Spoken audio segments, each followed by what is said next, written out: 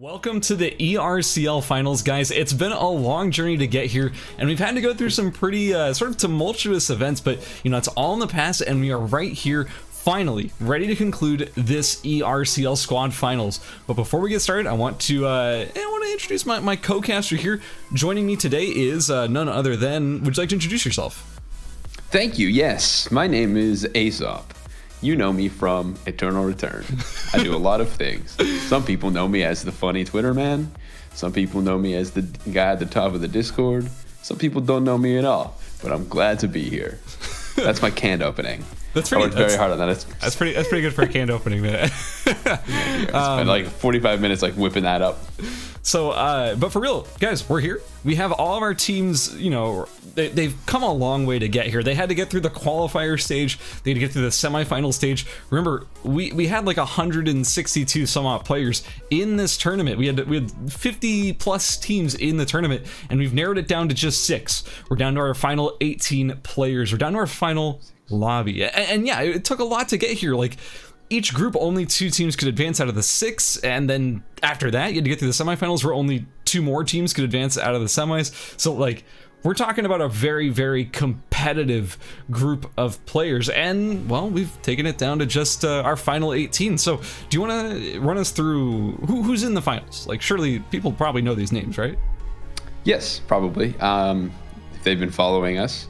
So even though you said 8 teams, there is only 6. 18 players. Did I say 6? Okay. I think you said 8 teams. This is 6 teams. I don't know. We'll have to run that back. We'll have to run that back on the replay. Yeah, can someone clip that? Go ahead and clip that, Jack. That's pretty silly. We get that first thing. All right, so we got our 6 teams. We've got Team 1 with Xiaoze, Gali, and Nazimi, known as Nerf Nazimi. Team 2, we've got Celeste, Piemaster 7, and Homecoming for Bork for 300. We're quite warning, we don't really know what a lot of the teams mean, the team names mean, so just bear with us as I don't have any idea what Bork for 300 means. Burning Z, Tier 98, and Me Is Roy as No Practice. Absolute Terror, Chris, and Rat Jammer on Hot Boys 2. Prismaticism, BBJ Hots, and 200 MS as the Hots Boys. So we have the Hot Boys 2 and the Hots Boys. These are different entities. And Lil Dojon, Taylor Man, and Mitz Cooney as Lil Cooney Man. Those are our 6 teams competing in today's ERCL Squad Finals. So we do actually hosted by us, Nimble Neuron. We do have a little bit of a substitute here. Ellison will be filling in for Taylor Man because Taylor Man, he's got some IRL obligations he's got to do, so Ellison will be subbing in for Taylor Man. But yeah, aside from that, we do have, you know, all of these teams. You know most of these players if you've been following Eternal Return competitive play, especially if you've been following this exact event, like the Squads ERCL event, then you definitely know who these players are. They've been dominating their lobbies the entire time. There's not a single team in this like ERCL finals who couldn't take the whole thing. Like, legitimately, all of these teams have a really solid chance of taking the whole thing. They all bring very unique strategies. That's one of the things that I actually am really enjoying about this finals, is the fact that, like, we are not seeing the same strategies out of, like, there's no like one strategy that every team is trying to take control of. You know, they're not all posturing to get, oh, who can get the Lennox comp, or like who's gonna get the Nadine amp comp, because sure, there are Nadine amp comps, you know, present here in the tournament, but not everyone's trying to go for it. There's no like obvious universally overpowered strategy or anything. Everyone has their own unique take on the meta, and that is what I think is so special about this finals. Like, really. Yeah, that's pretty much what I was going to say. Exactly. You know, you've got kind of like everybody's got different characters that they're basing their comp around. You know, we've seen a lot of Adelas, we've seen a lot of Yuki, we've seen kind of everything kind of based around, you know, Barbaras, things like that. So it's not like everybody's running the same 3 characters, the same 3, the same routes, the same. There's a lot of diversity. There's a lot of creativity in these players. Yeah. And that's what it's all about at the end of the day. So here is something that I am curious about. We saw, since we had some stuff we had to fix from last weekend, we saw some strategies come out last weekend, and I'm curious if we're going to see our teams pivoting now that they have had more time to prepare for this finals. But we're going to end up seeing what that is, because we're already getting into our first game. We're not going to be wasting any time, guys. There's no waiting here at the ERCL. We don't like, you know, we're not gonna be like, hey, let's talk about some stuff that you don't care about. No, you want to see the games, and we want to see the games too. So we're gonna get right into that. And the thing I really want to mention is whether or not we're gonna see some spicy picks, because I've already seen the characters that our players have selected, and I gotta say, guys, there's definitely some stuff here that we haven't seen before, and I'm super curious how it's going to play out. But is there anything that you are in particular looking out for going into these finals? Because me personally, the team that I am keeping my eyes on the most is actually the Hots boys, bringing that Amp Nadine comp, because the way they play it is just so safe, conservative. They get over 100 farm on the Nadine like every single game. I really want to keep my eye on them for the rest of these finals, because I love watching the way they play it. Yeah, I would describe that Prismaticism's Nadine as nasty. It's pretty nasty. It's pretty insane. But yeah, he farms up billion damage, 1Q. You know, it's just a whole lot of funnel, whole lot of crazy stuff. So we're in the game. Like, let's go. We're actually here. We're gonna be getting started with the ERCL finals. I'm so excited, man. And the reason why I'm so excited just here at the beginning is because I'm already seeing there are 2 Alex picks. Let's go! 2 Alexes. This is what it's about. Alex is my boy right here. He's a fun, 100 skills, 4 weapons right at the start at release. 4 weapons, like that's I'm gonna spoil you though. They're just gonna be playing 2-handed sword. Like maybe they'll throw out a pistol or 2, but it's mostly gonna be 2-handed sword. That has been very clearly the standout weapon on Alex so far.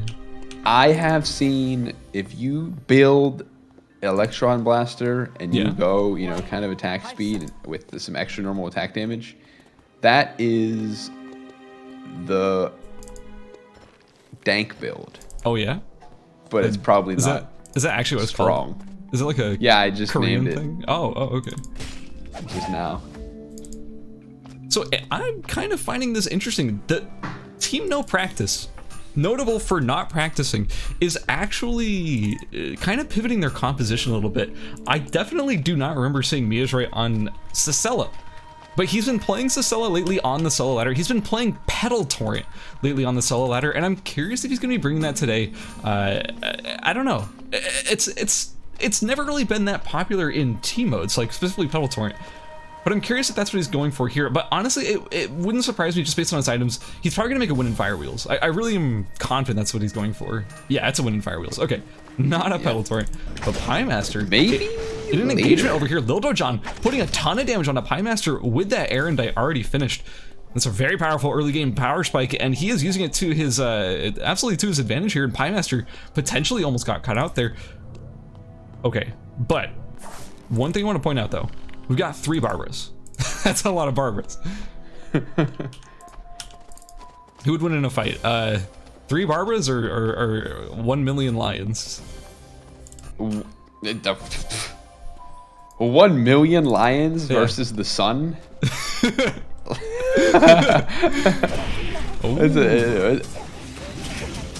Essentially our first little fight over here. Absolute Terror dropping to about half HP. Chris also getting a lot of damage put onto him. Lil Dojon has 2 full items finished, but Radjammer is here to join the battle, and he is doing a ton of damage to both Lil Dojon and Mitskuni so far. Mitskuni dropping very low. The EMP barrage does drop, but Lil Dojon goes down to the coup de grace before he has a chance to finish off Absolute Terror. Now Mitskuni barely getting away here, but Radjammer is hot on the trail. Chris, will he go for the finish on Ellison? Doesn't look like it. Mitskuni will. Oh, Radjammer? Oh, dies to the bleed! That was stressful. That was, yeah, I'll say. Ellison got away, at least. Ellison. Ellison. So that's our first, Ellison. Our first, I feel like this is not a slight in any way, but I feel like in most of the games we've seen that Mitskuni has died early. Now, I don't mean to say that, you know. Let's not call it a player. Mitskuni, like, they're having... This first game doesn't matter. Like, it matters points-wise, yeah, sure, points are important. But this first game is sort of the feeler game. That's how it always works in these team tournaments, because when you're making your routes for squads, and we could talk about squads real quick here. When you're making a route for squad, the thing is that you have to sort of coordinate meeting points, because you have to meet up with your team very early. And if you have to, Lil John actually gets picked up by Ellison, but now Chris is here to go for the extra kill. If they get the down on Lil John again, that is another kill for their team. Ooh, good dash away. Oh, man, you got that. It won't matter. Yeah, you have to coordinate around with your team, and that is definitely one of the hardest parts about squad gameplay, is coordinating those routes. And the thing is that if you happen to coordinate a route, you do all that planning, and your route just perfectly intercepts another team, and they just happen to spike a little bit faster than you do, then that's not good. That's just unfortunate, and you're gonna have to go to one of your backup routes. And that's a big part of squads also, is preparing backup routes in case that sort of thing happens and your initial route that you've been working on doesn't work out. Yeah, that's what I was Ooh. Celeste might go down. Oh, pops the checkmate to avoid that Semtex bomb damage, but will end up popping with the turret. Shousei, Team Nerf Nazimi end up picking up Celeste off of Team Borg for 300. That is an unfortunate result this early in the game. We've already seen 2 teams losing a member, which is... Do you remember that semifinal where we just didn't have a person die for like until day 5 or whatever, day 4? It felt like an eternity. This is the opposite of that. Yeah, now people were dying. They're like spawn right into it, just start slapping each other with white pistol, and then you get a finished Ardonite. Arendite. Let's take a moment here to talk about all the wacky names for things that we have in this game. Hey, what's that new legendary bow called? Argiotroxis, perhaps? We've got some crazy things in this game. Bucephalus, like there's a lot of weird, you know. I understand the references, you know, I understand them, but for me, I'm dumb as hell and I can't read. So that makes things pretty. So, like, I wish everything difficult. Was like plasma's the word, but like we got like Volticleto, you know, like the amount of times I've heard specific streamers say Mono Shizao drives me crazy. Mono Hoshizao. There's a ho in there. You gotta remember your hos. Yeah. You can't forget about the hos. You cannot forget about your ho. The name just doesn't work. Mono Shizao? That's not what Mono it's called. Shizao. It's only one. Mono Hoshizao. When are we adding the stereo Hoshizao into the game? Oh, Shousei, Team Nerf Nazimi. Clashing with Team No Practice. It looks like the Semtex bomb does not land. We're seeing some good poke coming out from Miyazroy onto basically the entirety of Team 1. But the engagement is actually totally in favor of Team Nerf Nazimi, because all of Team No Practice did get sort of split off here. Miyazroy dropping very low, tier 98, trying to play the front line here for Team No Practice, but with Shousei just running forward and getting the double stun. That is tier 98 going down, and now Miyazroy is in a tough position here. Shousei played that fight beautifully and just shows exactly how you're supposed to be playing Barbara in these team fights. Just running forward with that maxed out ultimate engaged E. Like that magnetic storm is just doing so much work for Team Nerf Nazimi. You see Burning Z run in there with the Chainsaw Murderer active, and then immediately turn heel against the trio of Nerf Nazimi. So really a lot of fun stuff here in these little factory fights. The brawl's been all in the bottom side of the map today.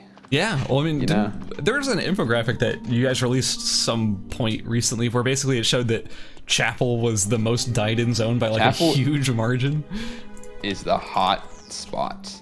Well, and I can tell why though. Like it had, I mean, that's why, you know, there's a teleporter in factory now, but there used to be just this one teleporter for the entirety of the south side of that. Like if you spawn Cemetery, Factory, or Dock, you had to, or Chapel, you had to go through the Chapel TP, and that's what made it so congested.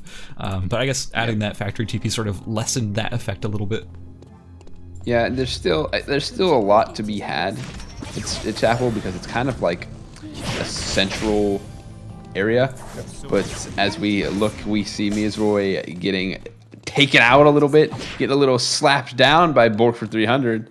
But they just kind of decided to go their separate ways at the end of the day. They're like, that was fun, but we'll see you later. So I think Homecoming and Piemaster, like, they may not have fully understood. Wait, are they running? Okay, never mind. They may not have fully understood that Miyazroy lost his teammate already. Like, maybe they knew and they just didn't want to take the fight, but I kind of feel like They didn't understand that it was a 2v2 situation, and once they saw that the teammate was showing up, they were like, forget it. We don't want to be That means involved. 2 or more behind. But maybe they might have actually won this because it is a 2v2. But that being said, oh, beautiful engagement by Homecoming. He goes in, and then you've got Piemaster. He's gonna put the whole shield up to try and run in there, a la Jalze, but Museroy's in the bush. He's hiding. He wants to get to play with us. Is that the name of the play with us? Yeah, that's it. He wants to maybe yoink him over the wall, but again, they're gonna dance around a little bit, and then go for a nice little walk on the beach. Homecoming's gonna play a little Tetris. That's such a cute resting animation. I love that. It's so good. So I'm gonna spoil something. Okay. Leon, Leon's coming next. His resting animation is really cute. Really? Yeah. It's nice. Oh my god. This is the evolution. This is a new level of... Oh my god. I love... Okay, so, I mean, well, I've said it before. I'll say it again. I love the way that the HOTS boys play these tournament matches. They play very safe. They do not try to force engagements. What they do is they just farm up with Prismat going up to very, very high stat counts on Nadine, but they've evolved it even further, and now they're farming with the Shukai too. He's already at 114 stacks. We have Shukai fish and chips. Okay, well... I was gonna say, 200 MS needs any food right now. 200 MS is kind of hungry. They're just over here. 6 fish and chips each, and 200 MS is like, I got some orchids. I got some garlic bread. That's not food. You can't eat that. Mitsukuni gonna be walking right into all of, what is this? This is team the Hot Boys 2. The Hot Boys 2. Oh. And the fight is raging over in Beach as well. We have Burning Z throwing out the chainsaw murder, trying to get on top of Homecoming. He's the last remaining member of his team as Piemaster has already fallen. The taunt, it goes down, it grabs Burning Z, but Burning Z is a fast character, so he is able to get right on top of him. A nice, ooh, okay. That's gonna be Homecoming dropping, and that is Borg for 300 falling in 6th place with no kills. Not the best start for Borg for 300. I'll say. Hey. Oh, 200 MS, there it is. Yeah. He's watching. Woo. We got the food. He must have heard me. Love to see it. But really, like, I can't say this enough. Their funnel strats, they're so good. Like, this is they're gonna scale so incredibly well into the late game. It's absolutely insane.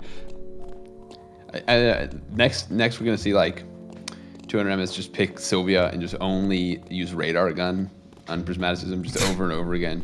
Honestly, just heal. I like that. I like that a lot. I've thought about putting a Sylvia into sort of these Amp Nadine comps before. I think it would genuinely work pretty well. But there's actually a lot of things that work. It's really hard to find something that doesn't work in that composition when you can rely on this one character to just do 1 billion damage, like reliably. It's just so good. I feel like it's nicer to have Hayden because you have some disengage and you want to stay back and poke, and it's nice to have a little bit of disengage in case they slamming you with a coup de grace or a Chalze patented magnetic cyclone face roll right into the team. So you don't really have that leisure as you do with a Sylvia. Ooh. It looks like Team Will Kuniman might be getting engaged on here. We have Xiaose very aggressively pushing forward. They do have Wick buff already. So Xiaose, God, look at that damage output with just Xiaose pushing up onto Ellison. Ellison with the full build, but it doesn't actually matter if you do have the entirety of Team Nerf Nazumi breathing down your neck. And that is going to be Ellison going down. Mitsukuni does manage to get away, which is pretty huge. Because even if your team goes down, if you manage to get one person out, that's good news, right? Like, you can at least play for placement at that point. Yeah. Even if you're not necessarily winning the whole game, but like, hey, that's still not a bad, not the worst situation to be in. Yeah, at least you're not all dead. Yeah, that's kind of the worst situation is when you're all dead.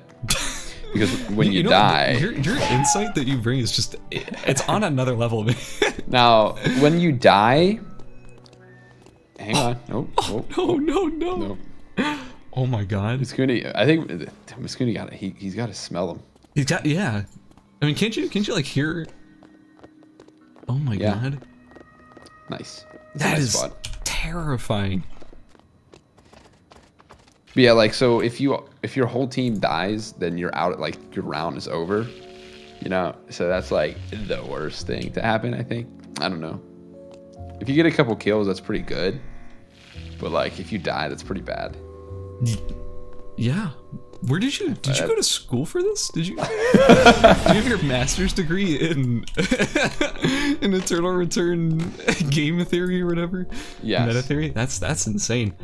So I can't stress this enough. Like, really, this is so, like, it seems so obvious, right? That the fact that they funnel all the farm onto the Nadine. So that means that they are getting, you know, all the stacks, all the damage, all the weapon mastery. Like, if you look at the weapon mastery on this team, hold on, make sure no one's fighting. They get all the weapon mastery here on team the Hot Boy, or sorry, Hots Boys. You're seeing 15 to 4 and 4. Like, that is an absurd mastery difference between these teams. Yeah, right. But the thing is that BBJ, despite the fact that he's only on 4 weapon mastery, is still scaling on damage because he's almost at 200 stacks with this Shukai. Like, you're still going to be dealing a lot of damage despite the fact that your weapon mastery is so abysmal. And that is what's so smart about it. And additionally, the zones for farming and looting are also really good for, like, getting drinks and stuff to cook with Shukai. Like, I'm glowing, dude. Their strategy, it's brilliant. They're executing it so well too. Yeah, honestly, I kind of hate it. I kind of do too. Like, it's kind of problematic. Like, they don't have to fight people, and they get infinitely stronger. Like, it's pretty absurd. These other teams simply cannot scale to the same degree that they can. Yeah. I would be on Hots Boys patrol pretty much the entire time in this game. I'm like, you know, I'm getting purple weapon, and then I'm just gonna look for him. It's like I'm gonna just get on Hyperloop over and over again, just find him. I can't let this happen. I can't. He can't keep, you know, like in Breaking Bad, you know, you can't keep getting away with it. This. Yeah. Yeah. That's my feelings towards the Hots Boys. Mitsukuti is being forced into the red here by Radjammer and Absolute Terror and Chris. This is team, I almost said team no practice. This is team the Hot Boys 2. Not to be confused with the Hots Boys or the Cold Boys, which showed up in the semifinals. Or were they in the qualifier? They were in the semifinals, I'm pretty sure. Aesop's beanie. Dude, shout out team Aesop's beanie. Aesop's beanie. Ooh. Here we go. Radjammer is always leading the pack. He's always leading the Hot Boys. He should be. That is. Oh, and they have the Archaeotoxis. It's oof, man. Archaeotoxis. What? Oh, interesting. Interesting. I don't know about that one. I mean, Mizra is already super low. A nice bullseye coming out from Nadine, catching onto Burning Z. We're seeing a good catch, a good slow. Even more slows come down. There's the root plus the fear. Another beautiful bullseye from Prismatis. He does land onto Burning Z. And now Prismat aggressively dashing forward. And oh my god. Wow. Mizra just absolutely like destroyed right there in that situation. Absolutely insane. That's a nice skin, I gotta admit. But that was a nice skin. We've got good skins all around. We got a skin on Radjar. We got a skin on Chris. Chauze. Oh, the Charmlands just absolutely just bush gamers over here. Honestly, hey, that's a great strategy. We also do have Gali throwing down claymores though. The coup de grace! Whoa, the coup de grace over the wall! Oh, incredible! But Nazimi pops Absolute Terror in one combo and Radjammer drops 2. It doesn't matter that they had such a huge advantage going into this fight. Gali and Nazimi are doing so much work against Team the Hot Boys 2. What? How did they lose that fight? What even happened? A beautiful combo from Nazimi is what happened. I'm pretty confident. Plus a nice Semtex bomb did land from Gali. Consistent damage. Plus, I guess a Mock Mine. A good Mock Mine dealing a lot of damage. And now we have the Hots Boys coming in to clean up the fight. We have Radjammer and Absolute Terror. Don't mind us. We're just crawling away. Oh, well, they got found. So that's unfortunate. Hots Boys are like, oh, hello. Funny seeing you guys here. Wait. They might, and they're leaving. Actually get away. Where's Chris? He's over. He's over with it. They're not going to get finished. They have a second chance. Unless will Chris make it. Oh no. This is the Chris. So I have to point something out. During all of this, Chauze got fully finished. Oh, Chris, no. Chris, you don't have to take this fight, buddy. No, Chris. That was your second chance. That was the second chance. So the funny thing I was going to point out there was that Xiaose got finished, but technically both of the down players did manage to crawl away for the team, the Hot Boys too. So there was a weird alternate reality where if Chris survived and revived both of these players, they would have been the ones who ended up with everyone still alive, whereas Xiaose would have been dead. And now Mitskuni is about to walk into Nazimi and Gali. Oh no. Who were once threatened by the bush are now the ones getting kills from the bush. We have Gali and Nazimi picking up a kill on Mitskuni and securing that second place position. That is a really fantastic place to be. We also do have the zones closing, guys. You have 6 seconds to get back into that final zone. No matter what, if they die to zone here, remember, you can't just die to zone to deny kills in this tournament. If they die here to the zone, we're giving the kills over to the Hots Boys. That's just how it works. They're opting, okay. The Hot Boys know where they're coming from. Yeah, rather than trying to funnel through where the scroll traps likely are, they're gonna go over here into this tiny little choke point. Even further than that, they're gonna actually proceed over to here. Keep rolling. This is the nice open area to come in here. I like this a lot, but we do have BBJ taking no damage. There are smart bombs here though, that's pretty big. Oh my god. It's a big... Oh, and then here it comes. Oh, all right, Prismaticism. He does want to get some engaged on by Nazimi, but that's just going to be too much damage from the... It did pick up a down on BBJ Hots, and that's going to be the end of game 1 there. And that's going to go right over to the last 3 standing players here of Eternal Return Squad Finals game 1. The Hots Boys. That was a weird ending. Like, for a game that started out so aggressive and then turned into a game that was very passive for a long time, only to end with like a really crazy explosive ending. Like that was one of the weirdest pacings I've ever seen for, I mean, at a tournament return match in general, but a squads match in particular. Just like action, break, action. Like I don't know, everything about that was just super strange. I'm curious if that kill ends up getting counted, the kill onto BBJ, if that ends up getting counted for Team Nerf Nazimi. Because I don't know if you die after the last, like, a posthumous death on the last team. Like, posthumous death? Know. Yeah. Nazimi died first, I'm pretty sure. Yeah. And then BBJ went down. So I'm not sure if that kill gets counted for Team Nerf Nazimi. Do you see what I'm saying? I don't know. Yes. Like in the game system specifically. But either way, it doesn't matter. Like if we just want to talk about kills in that game, it was Team Nerf Nazimi that got so many more kills than anyone else. It doesn't even matter that the Hots Boys won that match. Team Nerf Nazimi got double their kills. In first place from that match, we had Team Hots Boys with 4 kills, a pretty good result, honestly. But in second place, we did have Team Nerf Nazimi with 8 kills. That's an absolutely massive result for them. And also, I want to point something out. Prismaticism ended the game 99 farm. 99. He sucks. He didn't get 100. Barely. Didn't quite make it there. But yeah, we had 8 kills for second place.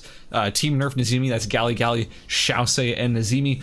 And in third place, we actually had Mitskuni, Lil Dojan, and Allison. 0 kills, but hey, they got that place. Remember, they lost a member of their team very early on, and then they lost another member of their team like somewhere midway through the game. And despite all that, they still managed to get third place. That's pretty good. Those are pretty good points. Yep. Not bad. And then you got no practice with you got Hot Boys 2. Radjammer, Chris Bernese. No practice with a couple kills. Mizroy Terror, 98 and Burning Z. And then at the bottom, Homecoming, Celeste Pie Master, both for 300. 0 kills, 6th place. Just an unfortunate start to their game 1 of the finals. I mean, that happens, right?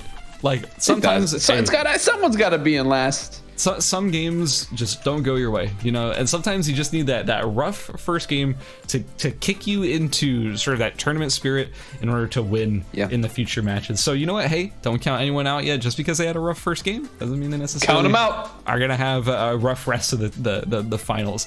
There's 5 games, guys. It's a 5-round finals, which means there's plenty of time for teams to come back. And like, look, even the teams that got like 4th, that was the Hot Boys 2.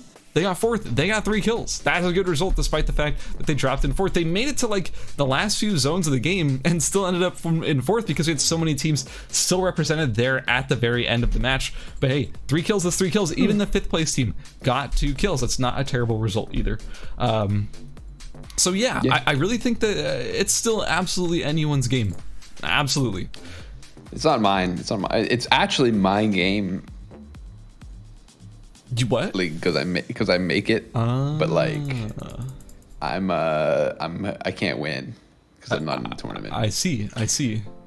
So yeah, I think for the next game, the team that gets the most kills and ends the highest ranking will do the best in terms of points. That doesn't seem right. Okay, so theoretically, if you had more points than your opponent, you placed higher, you got more kills, you had more points overall. I feel like you should lose the tournament.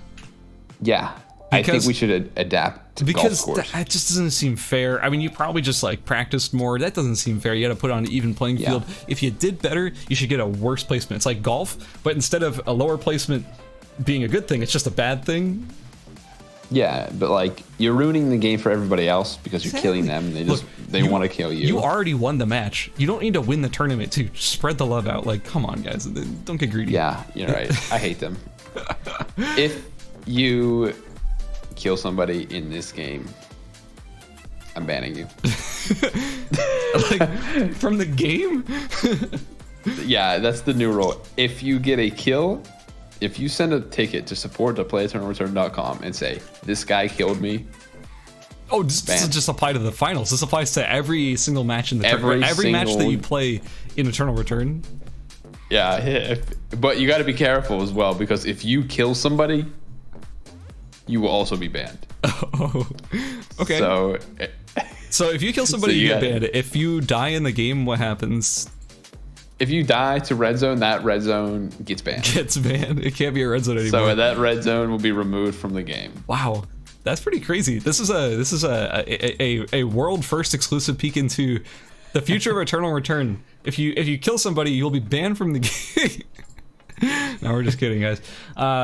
So we got. Just kidding. No, Thank you for clarifying. I have to clarify. There's gonna be someone out there who's actually gonna like be like, I can't believe it. Why didn't you ban that guy? He killed me. And we're like, what? And they're just gonna send like a clip of this broadcast and be like, this guy. You promise. Where's my ban? You can't do that. Not real. So going forward, I feel like we're gonna see some strategy changes here in the finals. Normally I say like, guys, I wonder if we're gonna see any changes in the strategies to the finals, and then no one changes anything for like 4 games or something until it's way too late. It's the last game or whatever. I feel like we're gonna see some strategy changes immediately. If you came prepared, you should have multiple strategies. I'm just throwing it out there. And if it didn't work out in the first game, you should potentially pivot in the second game, because you know the team that did manage to kill you early game is probably gonna be in the same place again next game because it worked for them. Additionally, we have team the Hots boys infinitely farming out on the map. And it's no secret where they're farming. Everyone knows where Nadine is farming in the mid to late game. It's always gonna be like archery school hotel-ish alley, maybe. The point I'm trying to make is they gotta go punished, or they gotta get punished. Like, if any team, or if no team decides to contest their farm zones, if no team decides to stop them from infinitely scaling up on the map,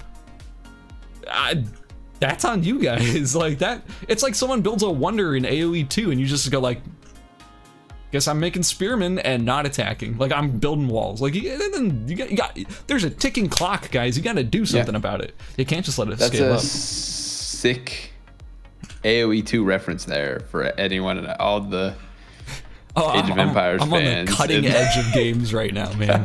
Just people are talking about like I can't even think of a game that came out in the last 20 years. I'm stuck in Brood War mode, man. Just say Nasus. Woo! Let's go. I came up with one. Just say Nasus 500 stacks. 15 minutes. I don't know. You know, everybody draws comparisons. League of Legends, Eternal Return. You know, you release a new character and they have like Oriana, Karthus, Malphite, Vigar. Yeah, and like, this is a Karthus. I had people that are like, hey, Aesop, are you guys going to get in trouble by Riot because you have a character named Fiora? I was like, I don't. No. It's, I didn't know they invented the name Fiora. That's crazy. But anyway, the point I'm trying to make is that if you leave a scaling strategy unchecked, if you don't contest their farm whatsoever, I'm gonna blow your mind, guys. They're gonna scale. Like, they're gonna scale really hard. And now it's not just one scaler, it's 2 scalers. You cannot let that team go unchecked. And additionally, cooking. Yeah, here's what's happening. Yeah. You got Nadine, she's killing the chickens. Nadine. And then you got Jugai, he's picking up the meat from the chickens and he's cooking them up. Yeah. And then he's giving the food back to Prismaticism. He's not giving it to 200 MS because I guess they hate that guy. They don't like to give that guy food. They literally have like a 5-star restaurant set up. And they're like, it's open. Everybody can come get some food. Prismat's just like digging in, getting fish and chips, getting med kits, and then like, you know, BBJ obviously he has all the food on him, and then not Prismat. 200 MS comes up to like, all right, I would like my food now. And like, who? Do you hear something? Can't. I don't. You can't. We don't. Hedgen players? No. Can't. We can't. Mm-mm. Yeah, no Hedgens. Kind of weird. Hedgen. That's kind of a kind of cringe. Kind of cringe. So yeah, that's sort of what's going on. I guess we're tallying up the final scores, the scores for last game as well. Yeah, sorry, we're not just here talking about random stuff for nothing. We're currently trying to get the scores all settled because, you know, sometimes these things take time. But for the most part, I think we're going to be seeing a lot of the same strategies. I think these teams are very sort of inflexible. Generally, in the first few matches, they tend to be very inflexible. They tend to just sort of not really change what they do. I mean, I said it earlier. They don't really change what they do until it's sort of too late. Yeah, I don't know. I think we're gonna see potentially. I would like to see some stuff get changed, especially. Here's my hot take. Give me your hot boys take. This take is scalding hot. Okay. Don't even touch it. Don't even look at it. It's got enough heat to power the. I think Prismaticism is gonna stay on Nadine.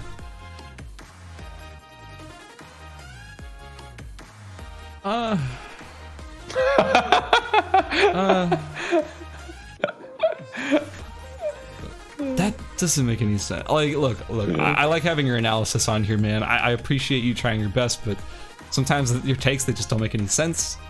I don't understand how you would think that would be the case, even a little bit. I thought they were gonna go to like a Shoichi comp. I think. All right. Here's my guess. Yeah. They're gonna run Nadine. They're gonna run Seraphine. They're gonna run Cho'Gall. Yeah. I think they might bring out the Gul'dan, obviously. Oh wait, is that even a character in HOTS, or is that just a? They're actually just going to be playing HOTS. They're gonna be playing Cobblade. I think they're playing Blue-White Spirits. Yeah, Blue Eyes White Dragon. Yeah. they're just playing they're just playing the Britons in AoE 2, man. I'm banning AoE 2 reference. Okay, fine. They're playing Protoss. They're gonna be okay. 9 pooling. They're gonna be they're making oracles, man. I don't know. Like, look, I got nothing. I got nothing. All right. Let's, okay, we have the scores ready. It's been a minute, but we have the scores ready. Thank God. Let's shoot it over to the scores. In first place, we have Shase, Gali, and Azimi with 37 points. In second place, we have Prismaticism, BBJ HOTS, and 200 MS with 30 points. In third place, we have Absolute Terror, Chris, and Radjammer with 20 points. In fourth place, we have Burningsy, Tier 98, and Miyazroy with 11 points. In fifth place, we have Lildo-chan, Ellison, and Mitsukuni with 10 points.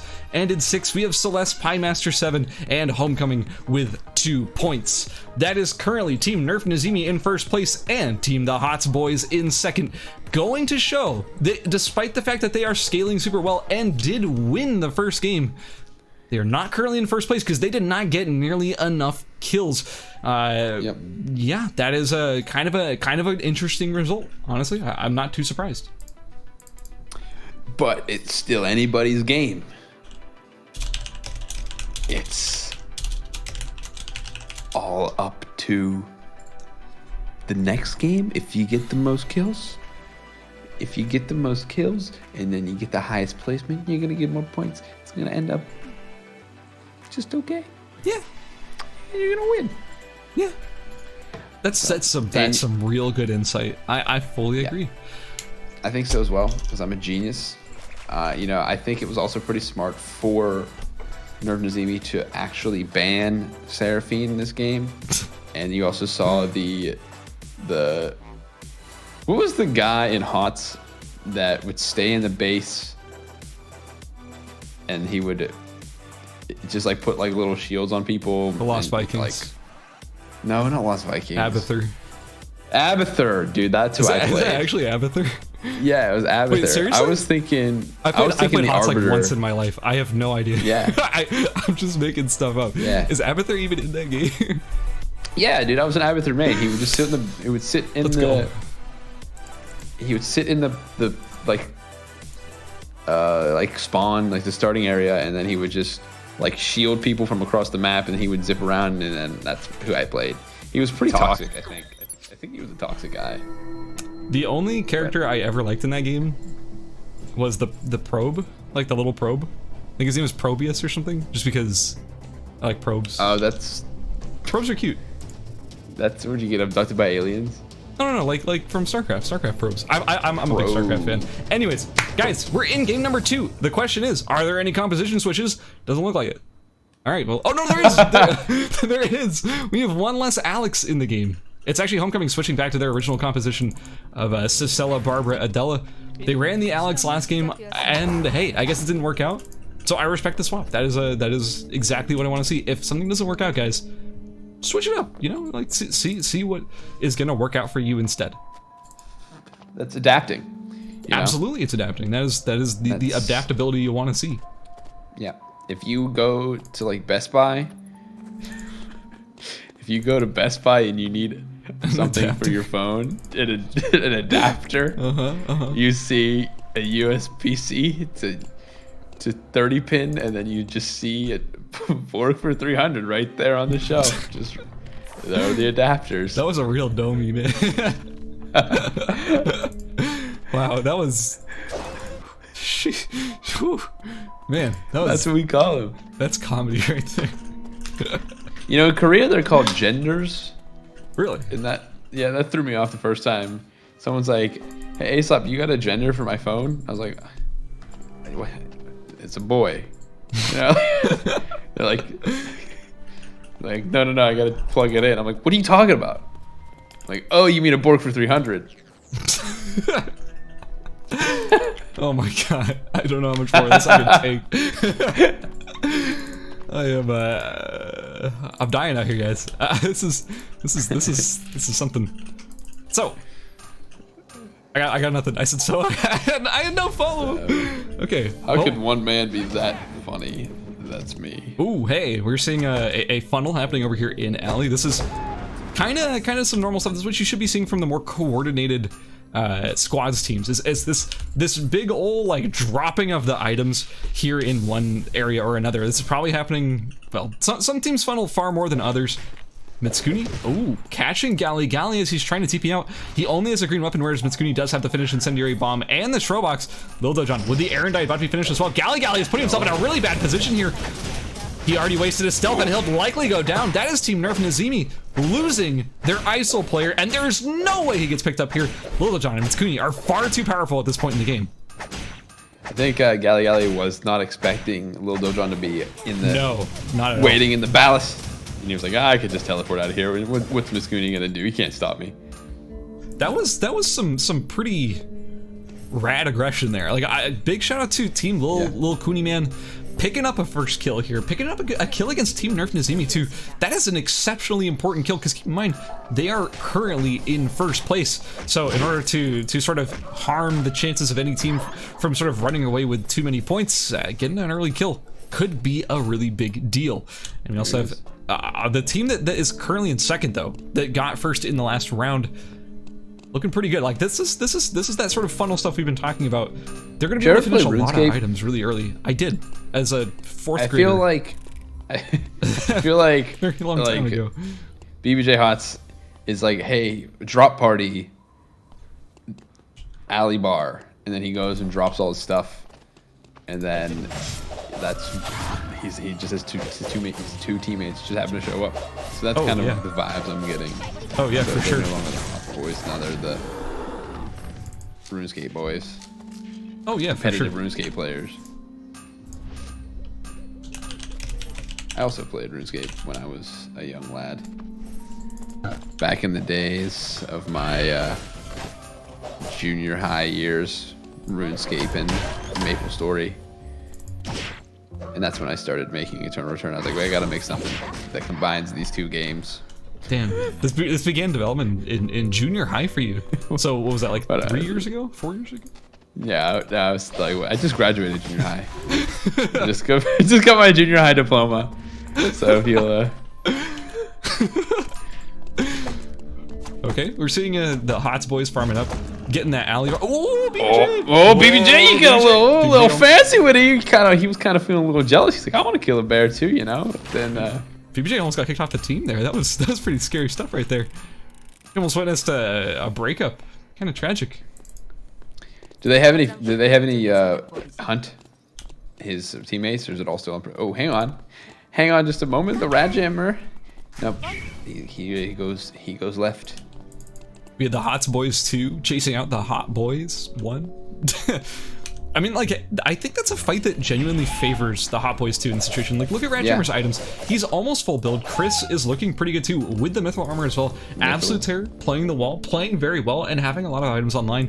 Whereas, I don't know, the Hot boys, they don't really get a whole lot onto the Nadine very early. I mean, 200 MS, it's like basically nothing finished. I feel like it was sort of on the Hot boys too to sort of force that engagement there.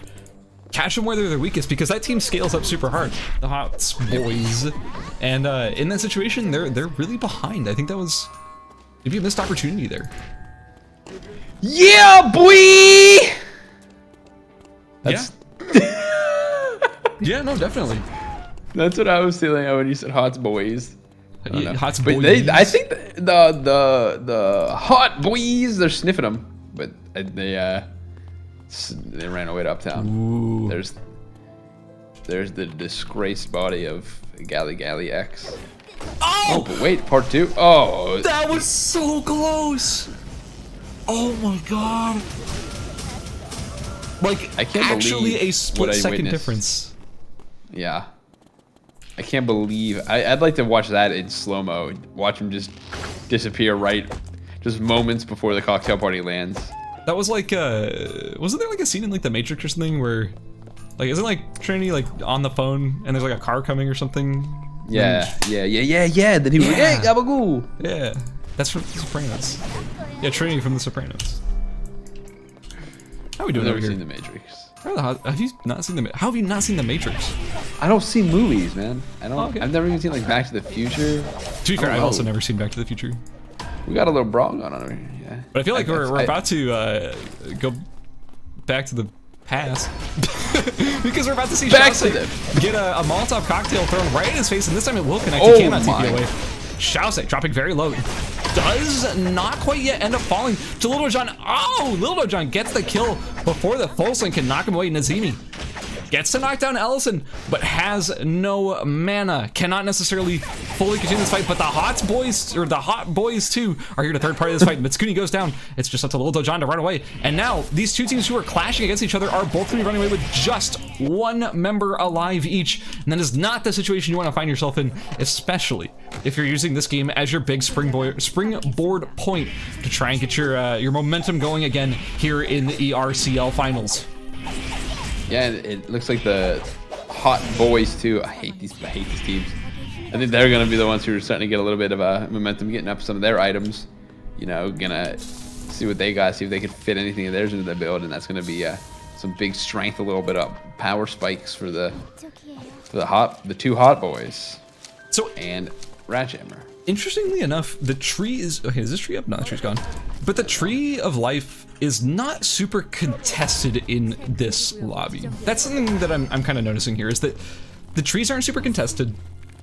our players are not like fighting super early over objectives. Instead, they're all just kind of playing passive, trying to get their own stuff done, trying to get their items online. Our builds are kind of a little slow in general. Like, we're still seeing 200 MS missing a whole heck of a lot to get full build. And it might be because they got forced out of their zone early by the hot boys too, maybe.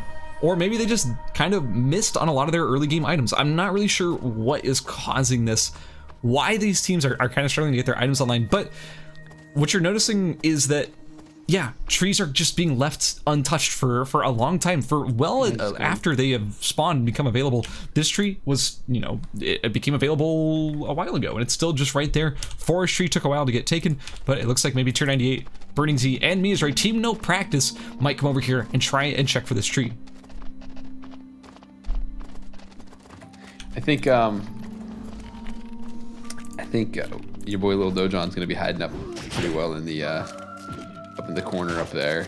I think he doesn't want to leave until things get a little. He does pick up the tree there, Burning Z. He does that heavily contested tree that you were talking about earlier. Oh yeah. With the and Mia's got himself the pedal torrent. Pedal torrent, yeah, that's a nice little item. How many charges does it have? Maximum. Do you know? 3 max? Yeah. Oh, trust me, I know it's 3. Trust me, I know it's 3. With a 6. Wait, hang on. A 1 minute and 6 second recharge time. I was like 66. It's not 66 minutes.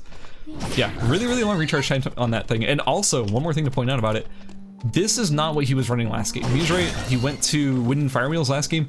This game, he's on the pedal torrent. So he has sort of adapted based on the lackluster performance that Team No Practice had last match, instead of opting for a different weapon overall. And this is something that he's been practicing a lot in solo play recently. So, oh no, he has Wind and Fire Wheels too. Okay, so maybe this was his plan all along. Maybe he just didn't get it online. Maybe he wants both the Wind and Fire Wheels and the pedal torrent, and just kind of hasn't been able to get it online so far. Is that the hot boys too picking up Wickline over there? It is actually. No one. Wickline is live, and Wickline falls to the hot boys too. I feel like we're cooking up a end game hot boys 2 versus hots boys to see who really are the hottest boys. You got Prismaticism farming up. How many is he at? What's he at now?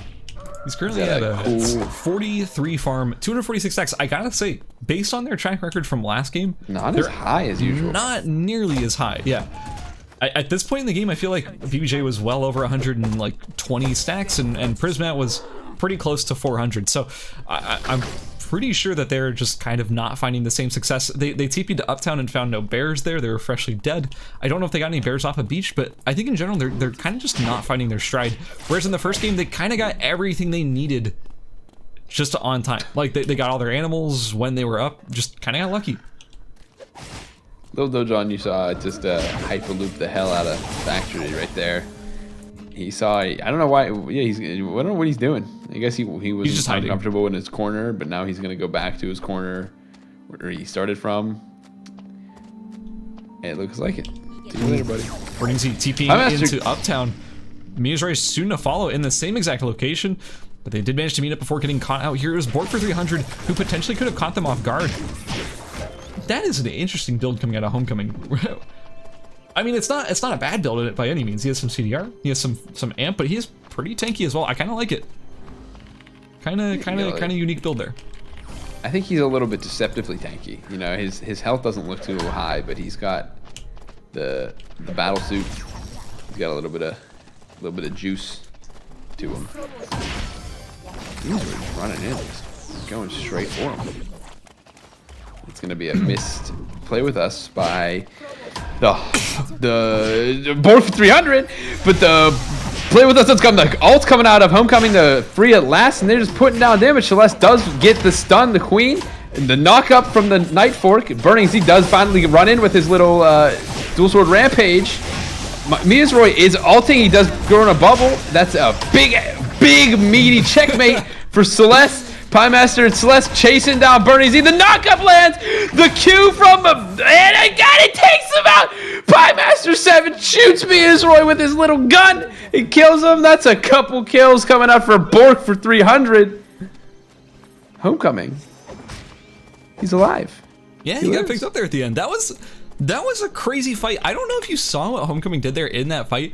He I was kind of missed it. 1 HP and just barely pulled himself to the side, gave himself a cute little shield, and then died immediately afterwards. But the time it took for him to die there, like prolonging his life by just a little bit more, gave his team the sort of the time they needed to. Oh my God, Nazeem. What? Guys, he's right there. Guys, where are you going? He's right there. Hey, check the other bush. Oh my God, wrong bush. Nazimi, that I can't even comprehend how large this man's brain is. Oh my God, the master tactician Nazimi.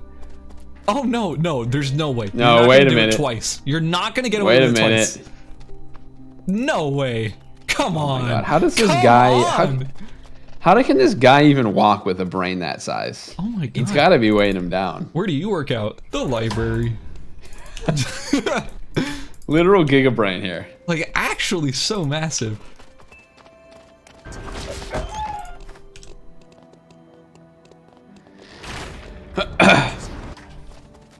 Alright, so we've got 3 teams of 3 left.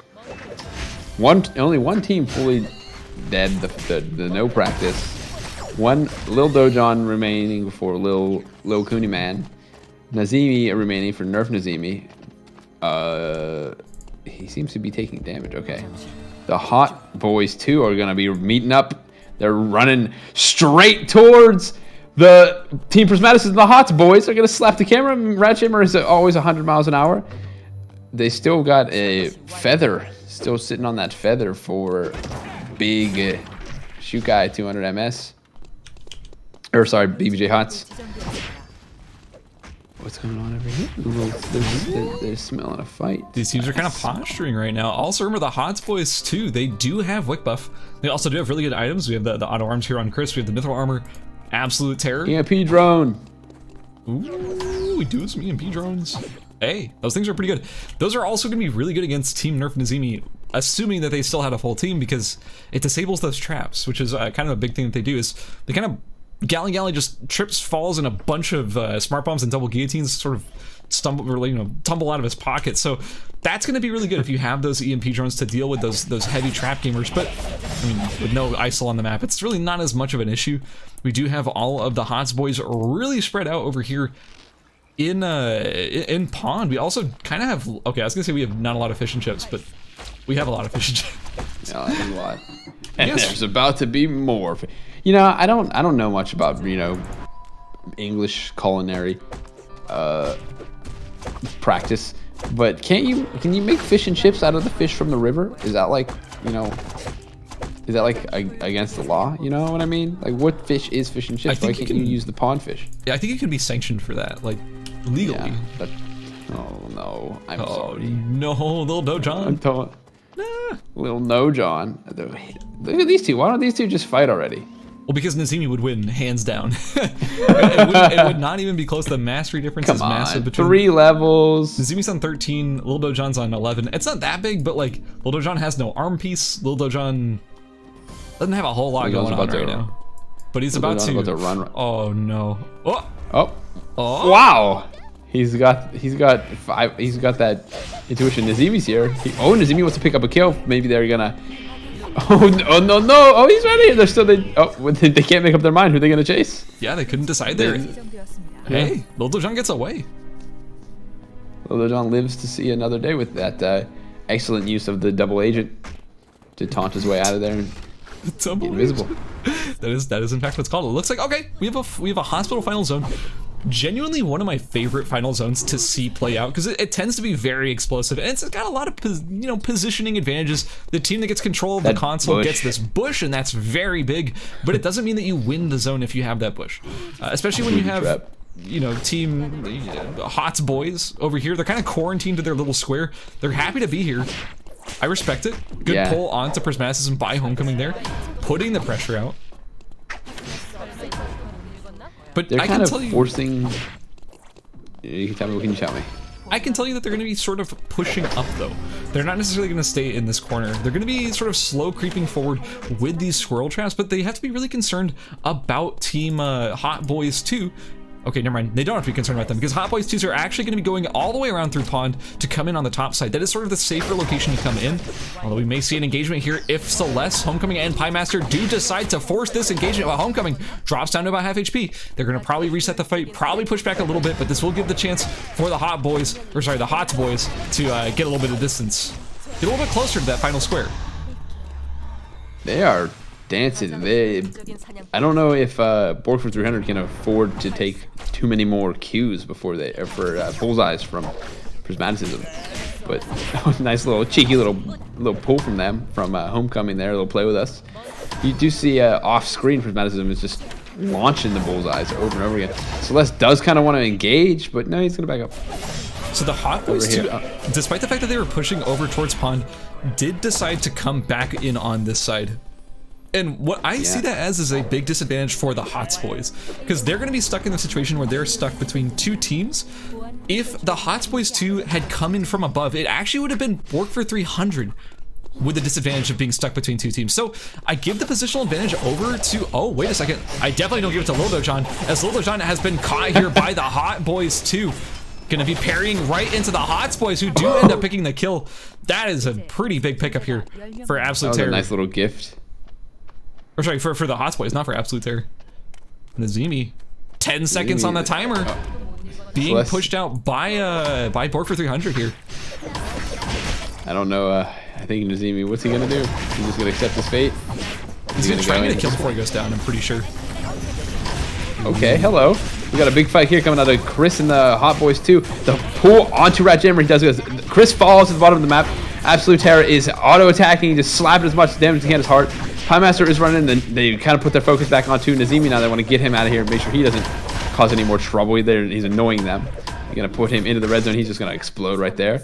And that's a kill for Borg for 300. And Chris, they find him. Oh, hey, Chris. Oh, that's a little slap with the wrench. Prismatism is still launching them bullseyes from off the map, off the screen. It looks like the Hot Boys have taken over the last zone. Put some traps down, gonna put some bullseyes. Absolute Terror is a little bit pushed over. The Queen does land, the knock-up from the Knight. I think there's two. I would have went in on that personally, but they're a little bit worried about the Hots Boys kind of putting down a lot of damage. So in that fight, actually, I thought that the Hots Boys had a very good opportunity to just third party and win the entire match there, but they decided to play it very safe, which I do respect quite a lot. They're taking over the square. They want to have scroll traps set up no matter what the situation is, but also Borg for 300, very smart, pushing over here from the side. The EMP drone disabling these scroll traps. Oh, but BBJ gets a double beautiful shadow stab there, tagging both Homecoming and Celeste. And now, with Celeste down, we have the Hots Boys 2 coming in from the right side to try and engage on this, but it looks like 200 MS got poked off and picked off by Homecoming and Pie Master. They have a few seconds here. Oh, the Wolf Assault takes down Homecoming. This is a disaster of a fight. A big ass ult coming from Hart to just kind of stop, put the brakes on the fight, but that's not going to stop Pie Master. He's still running around with his magnetic cycling bow, and they're still very outside of the zone. Prismatism does get the kill on Homecoming. Pie Master cannot leave the zone or he will die, and he just decides to do just that. Ratjammer left, 2v1, and he is going to run away and die. Game number and that 2. is... Yeah. Going over to the Hots Boys. Once again, 2 wins in a row. Very nicely done. Honestly, fantastic play by the Hots Boys. They were hot and they were boys, and that's how they what more can you say than that? Honestly, yeah, true. The thing I have to say is that they are playing so smart. Every game, they're just taking their advantage. They're scaling up with the Shukai farm, the Nadine farm, and then when it comes to the final square, they play it very safe. They always are in control of the final zone. They're always in control of the final area, no matter what. They just always have the positional advantage, and they have more than enough time to set up all those scroll traps. Overall, like, their play is just very smart. I want to give a huge shout out over to Borg for 300 for 2 reasons.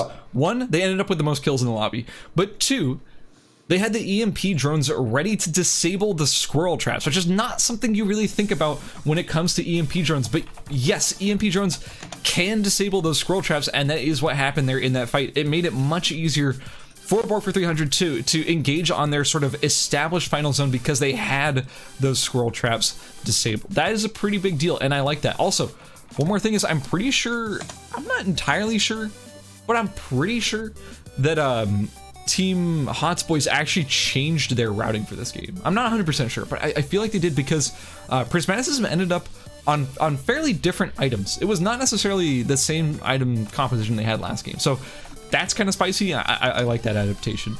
So overall, in that first game, we had, or sorry, in that second game, we had Team Hots Boys taking first place again. 5 kills, very nicely done.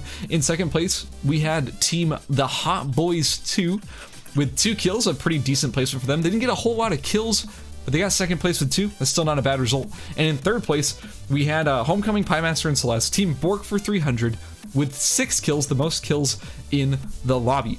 Just below them, they had Xiaosei, Nazimi, and Gali Gali. Team Nerf Nazimi losing their barber carry. Or sorry, no, they lost their ISIL carry pretty early on, but they still managed to pick up 1 kill, 4th place. In 5th place, we had Lil Kunimen with 2 kills, and in 6th, Team No Practice with 1 kill. And that is the result of game number 2. Remember, guys, it's still not over. It's still not even close to over. We still have 3 more matches. Anybody's game. Yeah, I mean, yeah, totally. It's absolutely anybody's game. It's really, I think that's going to shake up the scores a little bit. But, you know, because we got our first place, they ended up 1 kill, 4th place. So that you might see them drop a little bit. Nerf Nazim was in first, right? Yes. But I think we'll probably see the Hots Boys on the top after that win and a couple kills. But you know, I guess we'll have to see the scores when they're ready, which I'm sure they will be soon. Thanks to our wonderful team of scorekeepers and referees and friends. Our love for everyone. Okay, so we're ready to shoot it over to the scores. Currently in first place is the Hots Boys. They've finally taken their established position up at the top. Yeah, they've won 2 games in a row. You'd assume that they'd be in first, but remember, coming out of the first game, they were not in first place because they did not have as many kills as Team Nerf Nazimi. But after 2 good games in a row, they're currently in first with 63 points. In second place, we have Xiaosei, Gali Gali, and Nazimi, Team Nerf Nazimi, with 48 points. In third place, we have Absolute Terror, Chris, and Ratjammer, the Hot Boys, too, with 39 points. Remember, these teams are not all that far behind each other in terms of points. In fourth, we have Borg for 300 with 30 points. In fifth, we have Lil Dojon, Ellison, and Mitsukuni, Team Lil Kunimen, with 21 points. And in sixth, we have Burning Z, Tier 98, and Miyazuri, Team No Practice, with 16. Aesop, you are the best ERBS analyst of all time. Give me a rundown of our current positions. Give me a rundown of who is going to do well in game number 3 and win the whole tournament. Predict it right now. Spoil us. Who's in I think first? it's going to be a tie. Okay. I think it's going to be a 6-way tie. All right. And it's all going to come down to me rolling a dice, a die. I'm going to roll a die. Just like I do with patch notes, am I right? and then we will see. Honestly, I don't know. I think Hots Boys, I don't say Team 5 because I forgot. They've got a lot to keep up. You know, you got high expectations. 2 games, 2 wins. Are they going to keep it for a third game? I'm not sure. Maybe, maybe not. I think I don't know. I think we'll see a lot. I'm hoping. You know what? I'm calling it now. Dark Horse, Lil Cooney, man. Oh yeah. He's gonna win it. They're gonna win it. They're gonna take the W. W. I have a feeling that we're gonna see a surprise upset. Who? I have a feeling that we're gonna see Team No Practice have a good game this game.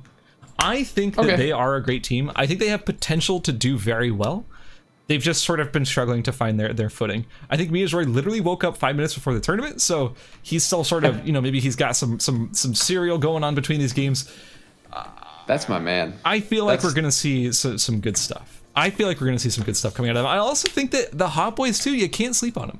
They've been doing pretty consistent in both of these matches. True. And I think they're going to be bringing some good stuff in the next game as well. Shouts out to people who woke up moments before this. As everybody watching from home, it's 9 a.m. I woke up at 6:30 to be here for you guys. We appreciate you doing it, though. Yeah, I do it for you guys. I love all you. But, yeah. So shouts out to the late waker-uppers. Those are my people. I think the Eternal Return player base in general tends to wake up at around 4 p.m. PST. So, I mean, you're in good company. I think everyone is waking up at around the same time, including you. Yeah. Like, we have one big rooster that, he does like the rooster noise in the morning, and like the whole country hears it. So everyone's like, "Oh, that's the Giga Rooster. The Giga Rooster has clucked, and we must arise." I think that the thing is that like we have chickens in the game, but we don't have the Mega Rooster yet. So, well, we gotta. I've been thinking about something for a Mithril drop. Yeah, and I'm not opposed to Giga Rooster. The Giga Rooster. I would love to have the Giga Rooster in the game. I'm still trying to get Mithrilla to be a thing. My director's like, Aesop. I'm like, hey director, what if we made an animal that drops Mithril? A big gorilla? We could call it Mithrilla. And my director's like, Aesop, how did you get into my home? Why are you speaking to me at 4 a.m? Aesop, please go to sleep. You're scaring my children.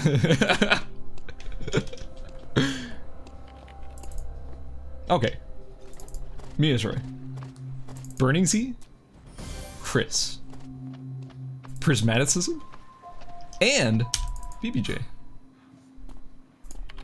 You're just saying names. It's all I got, man. I didn't go to caster school. They didn't. Oh, Celeste? Wait. I just graduated junior high, so yeah. I didn't go to caster school. My major was in casting. At my junior high. Imagine showing up to the casting major, and they're like, "What are you gonna cast for? Do you want to cast for? What do you want to cast for?" And you're like, "Eternal Return," and they're like, "No. You're here to like this is you can't. Is nursing. This is nursing.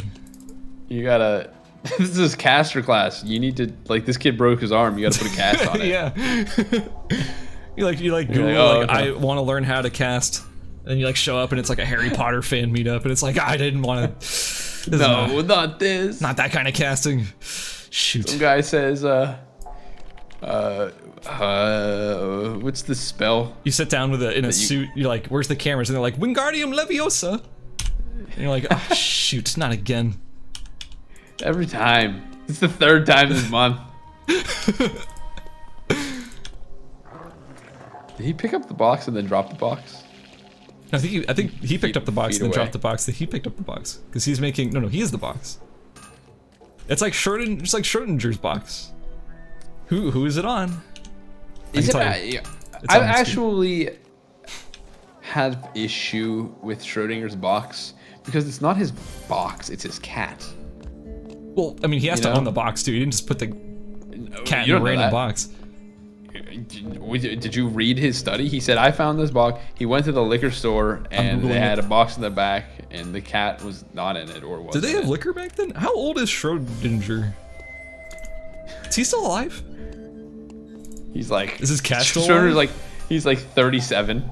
It's like actually just a really recent thing. Schrodinger just graduated from casting school. He's like, yeah, I went to a University of Michigan for casting. I just tried to type Schrodinger's into Google to figure out like more information, and I just had trouble spelling it. I typed it Schrodinger.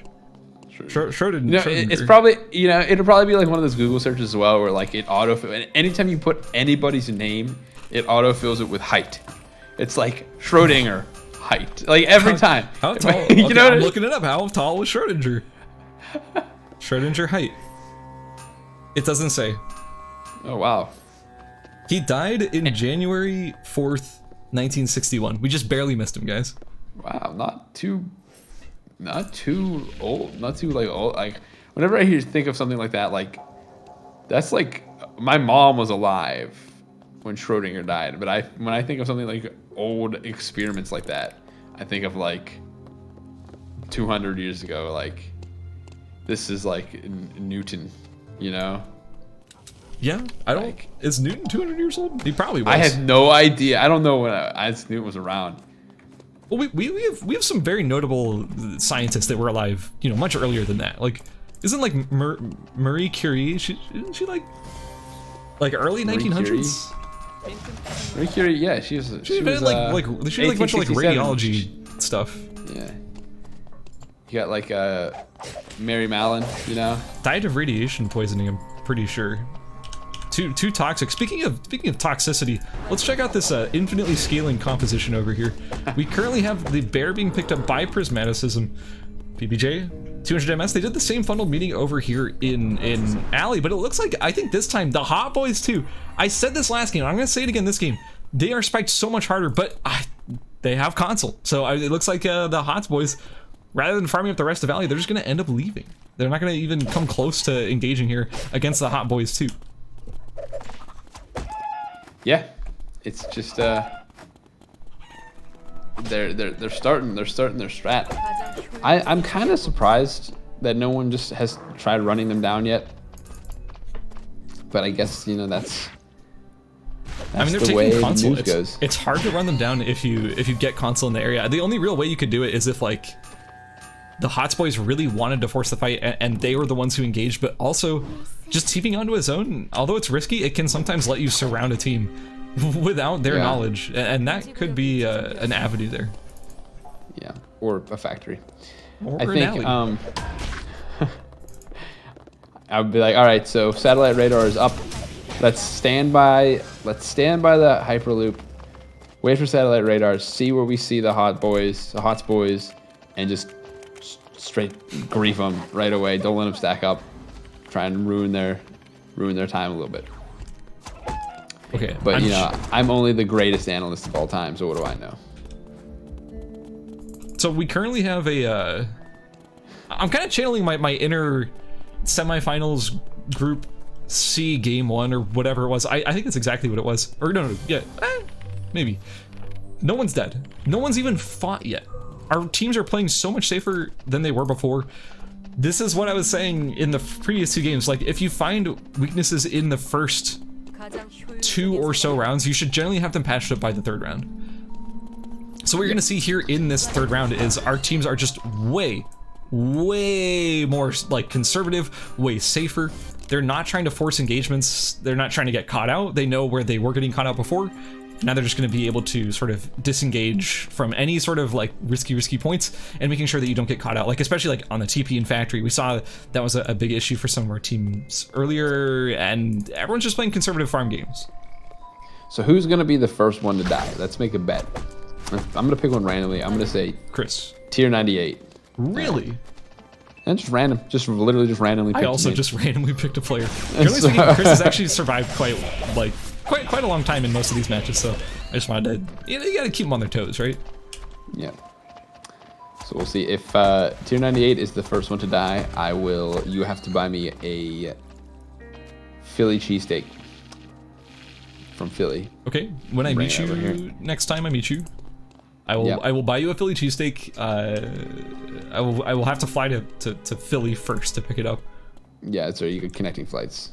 And then I have to bring it all You the way. probably- You know, that's actually kind of a good idea. Like, yo, just get a connecting flight into Philly. There's probably a Philly cheesesteak place in the Philly airport. Yeah, you're probably The pretty good. the Philly- cheesesteak in the Philly airport. Philadelphia Philly- National Airport. Pie Master, Master pushing forward wants with the a little magnetic beat. cyclone. Homecoming is catching him off. This is a bad position for the Lil Cooney man. That's Lil Dojon in the back. He is kind of putting some damage down. He does get the emergency surgery. That's a big checkmate for Celeste. The rapier skill that I forgot. Quick cut. He does pick up 2 kills on the background. And that's going to be a saucy 3 kills for the Bork for 300. Bork for 3 kills. Bork as Lil Dojo on Mitsukuni and Eli-san fall down. That was a clean. That was a clean engagement. Yeah, from the Piemaster playing the front line very, very well. And then Homecoming, like, throws down the free last, does a whole lot of damage. And then Celeste with that beautiful follow-up, beautiful double checkmate onto who was both Lil Dojon and Mitsukuni. That was just really, really well played overall. I can't say it enough. Board for 300 played that fight beautifully. Playing like 5D checkers, 5 dimensions. Yeah. That's a lot of dimensions. That's a lot of dimensions. Have they reached 5 dimensions? Have they reached 4 dimensions yet? They keep adding they know like what 4 G's to phone services or something, like, you know, like 3G, 4G, 5G. They're gonna be 6G someday. Why can't they do that with dimensions? Like, what was LTE? Come on, scientists. What? LGE? LTE. Like LTE. We had LTE for a little bit, but like, what was that? You know, they're like, we have 4G and we have LTE. It's like they just made up. Completely convinced they just make stuff up so that you go, oh, dude, they have a new thing. I don't know. I don't have LTE. I need to get LTE. I'm on LGD. I'm on LFG. Like, I gotta get that new stuff. I remember. I used to work at a driving range. You know, baseball cages as well. LFG. And let's effing golf. Let's freaking golf. I found out that Michael Jackson died via Twitter on my Twitter web 3G like NV Touch phone back in the day. And that's a really pointless story, but I was just reminded of it by that is one heck of a story. Those twists, you know, the conclusion of the story was that it all leads up to Nerf Nazemi getting Wickline. Ooh. Oh, here they go. Here they're starting up. Dude, Mia's getting chunked out here by Prismaticism. The arrow rain did connect. We're seeing dude, Prismaticism hates this man. Yeah, pop quiz. What is the Lost in the Sauce? That's the cue for yes. Shukai? I'm pretty sure it is. Okay. Yeah, did eat a whole sauce barrel to the face. It's kind of a scary position here because we do have the Hot Boys too also about to come in here. I gotta say, I have to give a huge shout out to Prismaticism. He is landing these bullseyes like crazy. That is not a super easy skill shot to land at a distance. Like, sure, it's hard to react to it in general if you don't see where it's coming from or when it's going to be coming down, but man, that is a very long range skill shot and is not the easiest thing to connect with. Yeah, he'd be charging it up for like a couple seconds and like he's telegraphing that he's like, hey, I'm going to shoot you now. Rat Hammer is just going in and no, see you later. The charm too late from Absolute Terror to stop any of them from hyperlooping away. That was a little that's the second close call for the hyperloops today. Dude, these hyperloops have been scary. Like, it just highlights how dangerous hyperlooping is in these team modes. Not necessarily because you're gonna TP into an enemy team, but also if your team has staggered TPs out of a zone, if one of your teammates gets pulled off and 2 have already left, you're losing a teammate. And that is a really big deal. In general, if you know that one of your teammates is going to get pulled off of a TP, you want like everybody to cancel and stay there to take the fight. That's why staggered TPs are a really bad thing. And when you're TPing in team mode, I would highly recommend being like, all right, 3, 2, 1, and then like go to factory or whatever. Yeah. Like count it down and make sure you're all leaving at the exact same point because it's really dangerous otherwise. Yep. I don't actually know the full details of the hyperloop like logic. So sure, when you hyperloop at the same time, it'll put you in different places. But maybe if you staggered a little bit, it will put you at the same spawn point just by pure coincidence. So you could be a little bit closer to your team. Yeah, but then it's really risky. Like staggered TPs are just so scary in general. Last over the wall homecoming. Prismaticism is charging up that bullseye. Beautiful. Homecoming does not want to get hit by it, so he does do the go in the bubble. And pulls himself away with a little shield. Sends your guy in the bush to stop anybody. Oh, comes back up.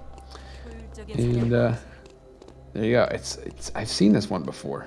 So the Hot Boys are kind of containing Team Bork for 300, but the Hot Boys too are kind of containing the Hot Boys. It's like a rock, and this zone is going to be closing soon. Like, this is not necessarily Oh, a beautiful triple bullseye. That is a huge connection there for Prismaticism. BBJ, I think, tried to go over the wall, or it was just a W. I'm not sure exactly what that was, but doesn't quite do the follow-up there. Looks like Bork for 300 is going to be healing up, and now we have the Hots Boys too, ready to stop any team from getting to the sort of evacuation zone. You do have to make it over to hospital, guys. This is a rough position to be in, and it looks like BBJ, Prismat, and 200MS, they want to TP out of here. I mean, they have to TP out of here, really. Like, they really have no other alternative. 1 minute left on the timer. BBJ starts the TP. Prismat hasn't left yet. 200 MS Prismat. No, they're not going to stop him. Man, I saw Bork for 300 moving over, like trending over towards the TP. Yeah. If they had been a little bit more aggressive there, they could have actually pulled off somebody after BBJ had TP'd early. That is what I was talking about earlier, guys. Those early TPs are very dangerous, but BBJ TP's right into Team Nerf Nazimi. The Wolf Assault is coming out. Xiaoze dropping very low as he pushes very aggressively forward, but 200MS will end up falling. Keep in mind, though, the big damage here for the Hots Boys is still available. That being said, Nazimi is still very high HP. Prismat throwing out some huge bullseyes to follow up on BBJ's CC. The checkmate comes down. BBJ dropping very low. Prismat with the arrow rain and a beautiful bullseye. Nazimi dropping very low with 100 HP. Xiaoze as well, incredibly low. One more good bullseye could completely change this game, but BBJ has fallen. Prismaticism going for the revive. Gets comboed by Nazimi. All it takes is one more good snipe and one more good arrow rain, and Prismat could end up turning this fight, but it's looking like it's gonna favor Nazimi, Gali, and Xiaoze. They're healing up so much. Here comes the re-engage.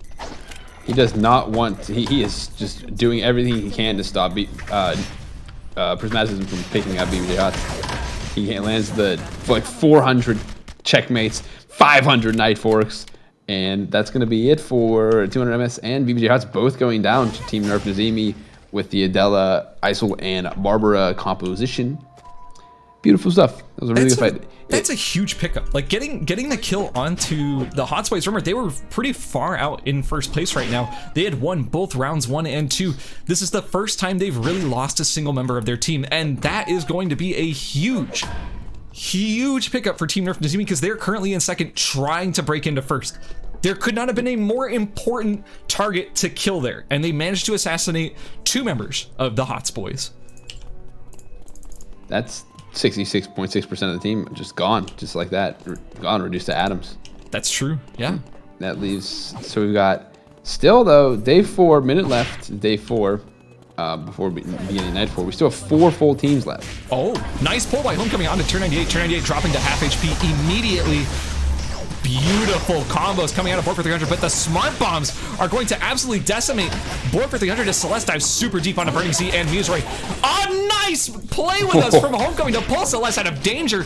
That was some beautiful team coordination right there. Oh my god, Homecoming and Celeste. Oh, I can't get over it. That was so clean. Calm down, guys. That was an incredible play. There's still more going on. We've got Nazimi and Gali run down Ratjammer and the Hot Boys too. Now Nazimi and the company are chasing up Prismatism. They want to finish the job. This is what we came to do. We came to finish the job. We're not letting you go in anymore. We can't keep getting away with it. We got a fight going on back here in Avenue. Burning Z is trying to take on Homecoming. Homecoming's going to get the kill on him, and that's a kill for the Hot Boys and a kill for Bork for 300. 2 kills for Bork for 300, actually. 2 kills for Bork for 300, actually. Don't you ever correct me. And so I kind of want to point something out here. Kind of really important was Team Nerf Nazimi got the kill onto Chris and Absolute Terror. The Hot Boys too.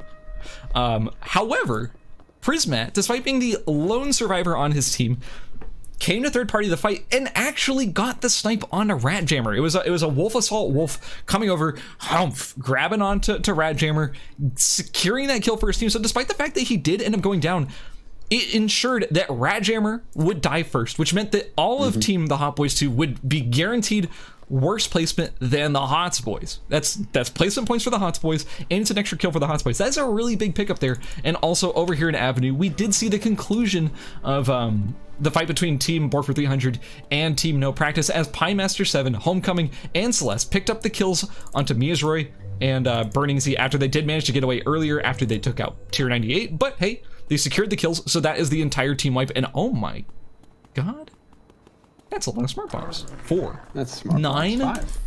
We have 9 smart bombs represented here for Board for 300. I don't know if they made those smart bombs or if they managed to pull a lot of those off of Team No Practice. I feel like they made them. Because I do see trap materials. Like, looks like they were making claymores too. I think they know the recipe for smart bombs. So we got Nazimi going in. That's immediate queen coming to Nazimi, and the checkmate to keep Celeste alive for a little bit longer. The Pie Master does go in with Magnetic Storm to show Xiaoze. That's a double Magnetic Storm.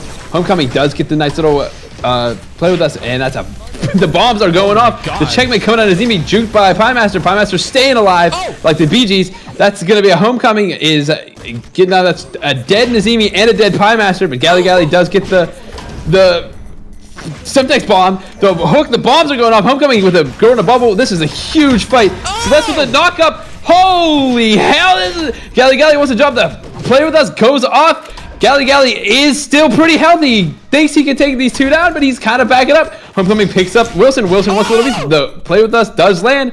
Celeste he's got the queen ready. Lands the queen. The knock up lands. Homecoming is rooted. He's invisible. Celeste with a big quick cut, and he takes the kill. That's game 3 going to the boys. Borg for 300. 8 kills. Incredible.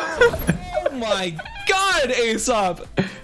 That was beautiful by Team Borg for 300. They lost so much HP on Celeste. They lost so much momentum in that fight, but they had the smart bombs ready. They created. They were like, oh, we're in trouble. Let's put bombs all over the field. We don't have time to like do a straight up fight. We need to litter the floor with smart bombs. Celeste goes down. You think these bombs are dumb as hell? No, these bombs are smart as hell. These bombs are not your grandmother's bombs. These are smart bombs. I'm telling you, people, you gotta watch out for these bombs.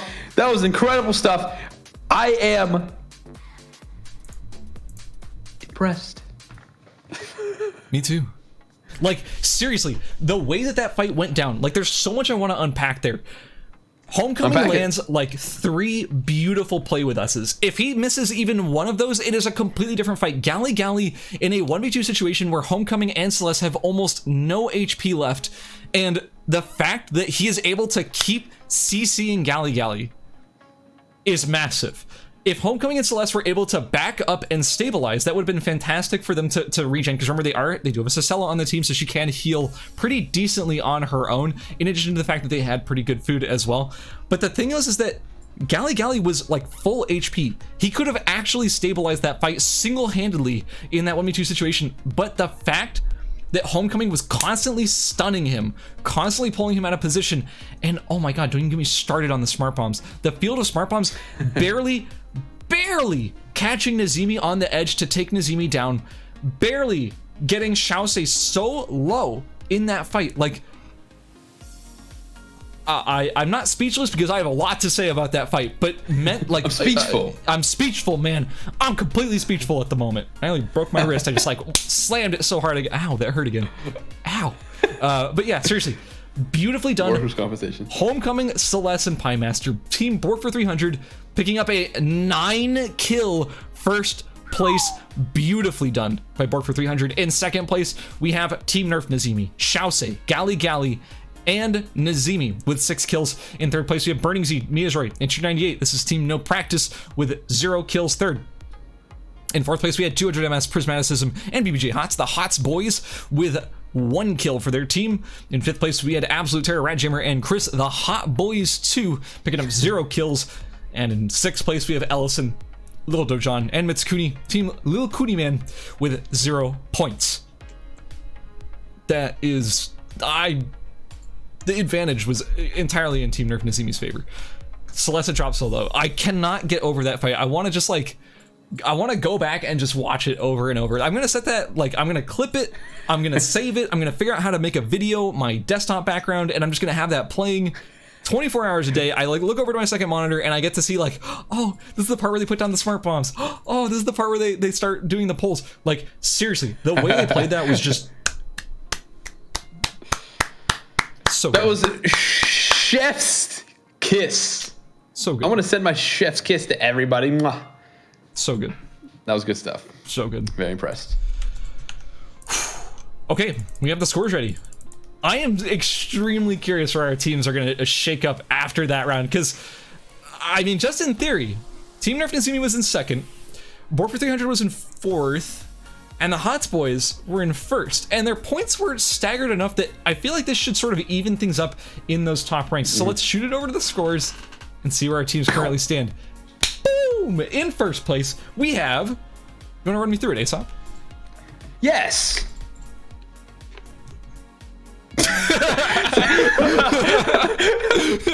So, in first place, we've got Shazza, Gali Gali, and Nazimi. Nerf Nazimi still there in first place. Still holding on at first place. Wait, no. You can't say still. They took first place. They were in Oh, second did they take place. first place? Yeah. Oh, okay. Chris, Matt, BBJ, and 200S, the Hots Boys were ahead by about 15 points or so. Like, that is a big...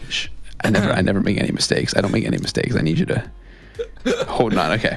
Yeah, can we get that cut? Can we get that cut now, from the coach? now in first place, Nerf Nazimi, Chelsea, Gali Gali, and Nazimi pulling up into first place. Second place, now in the top two, the Borkers, Celeste, Piemaster 7, and Homecoming. Dropping all the way to third after that game, Prismatis and BB Shots and 200 MS for the Hots Boys. Now there's 5 points between the top three teams. Whew. Following up, the fourth place, we got Absolute Terror, Chris Ratchammer, the Hot Boys, the hottest boys. Bernie Z 298 and Me Is Roy in fifth place. Those are the No Practice team. And pulling up the rear, 3 points below them, Lil Dojon, Elisan, and Mitz Cooney, Lil Cooney Man. Even though Taylor Man is not here, so it should be Lil Cooney San today. We couldn't change the team names. We already had the graphics set up. They asked about that, actually, but we were like, no, you can't do that. We already have the graphics. Stop it. Can't change the team spin names. up the graphics team. But yeah, that was a good game. It was a good I'm game. excited to see some more. We got 2 more games left It was a good today game. in the finals. It's really close in these top 3. Like it's so a excited. space between these top 3. It's razor thin.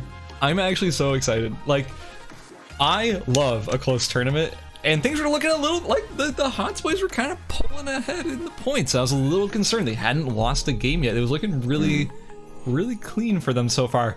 But we're about to go to a break, and this could not be a better time. This is what a cliffhanger to end on, because currently we have Yeah, I need to come down a little bit. we have 3 teams all vying for first place, all within 5 points of each other. 79 points, 75 points, 74 points. It's still anybody's game. We're gonna be back in a few minutes, so stick with us. Don't go anywhere. Grab a snack, go to the bathroom, do what you gotta do. And when we come back, we're gonna be continuing with game number 4. There's 5 games total, so we'll see you guys in just a minute.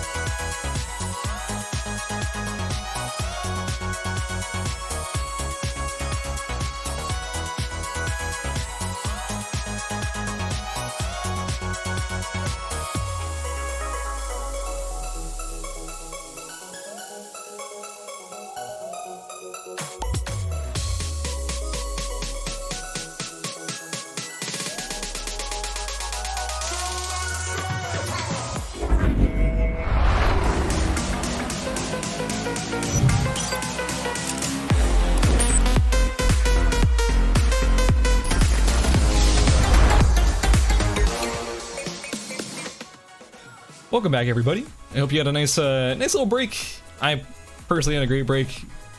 That's about it. I missed you guys. We're about to get back into all of this action.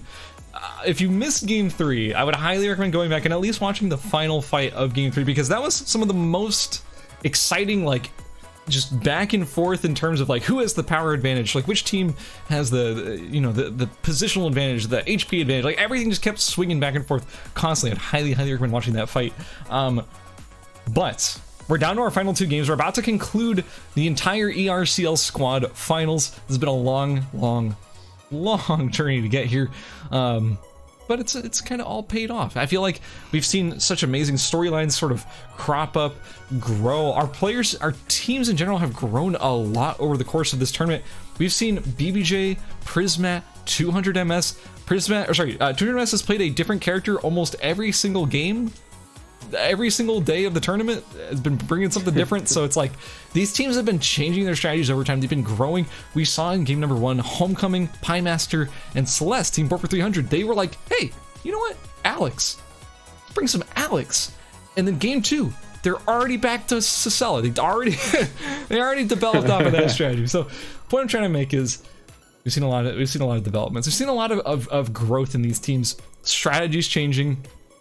Some teams have been getting better over time if they've been practicing more. Some teams maybe kind of falling behind a little bit because, you know, the practice really does matter a lot. But as we get into game number 4, we have 3 teams neck and neck, almost tied for first place. They're all about 5 points away from each other, all in the 75 to 79-ish point range. It's still anybody's game. Aesop, do you have any biases? Do you have any teams you think are going to win? Or do you think maybe some of these teams in the bottom half are maybe going to break into the top 3? This round, it's going to the Hot Boys 2. Oh, that's a pretty bold prediction. That was my prediction last game. I said they were going to win that round. Yeah, well, see, you were wrong. I said last game it was going to be Boar for 300. I said the last fight is going to be Boar for 300 versus Nerf Azimi. It's going to be crazy. And that's what happened. You know, I'm a soothsayer. My brain is the largest. So, Giga Brain. To match the Giga Chicken or whatever. What were we calling that? Giga Rooster, dude. Giga Rooster. Giga Rooster's coming, and you guys aren't going to be prepared for the Giga Rooster. Giga Rooster. Well, I have some good news. I like that idea. I have some good news and some bad news. The bad news is, and you're not going to want to hear this, but unfortunately you have to. The bad news is, the Giga Rooster is not. It's not coming. The Giga Rooster, it's not in the game yet. It's not going to be here in round number 4. It's not going to be here in round number 5. It's probably never going to be in the game in general. The Mithrilla might, though. I'm still holding out hope for the Mithrilla. Yeah, I feel like, listen, as the lead designer of Eternal Return, as the CEO of Nimble Neuron, I will make the Mithrilla and... But here's the good news. From Yu-Gi-Oh! So here's the good news, though. We're in our 4th game, guys. No more waiting. We're not wasting any time. Our teams are all loaded up. They're ready to go. And let's get into it. Game number 4 for the ERCL squad finals. And it's all going to begin. Hoo-ah! Who's fighting? Nobody. That's weird. Guys, why are we not? We're in the game. Where's the fights? Come on. Come on. Here.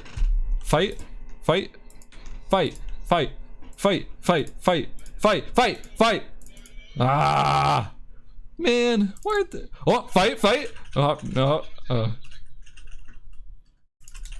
Oh. Oh. Oh. Oh. Fight. Fight. Oh. Oh, man. I thought he was going to do some damage there. Wait. Oh. Fight. Fight. Fight! Yes! Woo! Let's go, Miyazuri! Miyazuri! Let's go! That's Nzimi. Let's go, Miyazuri!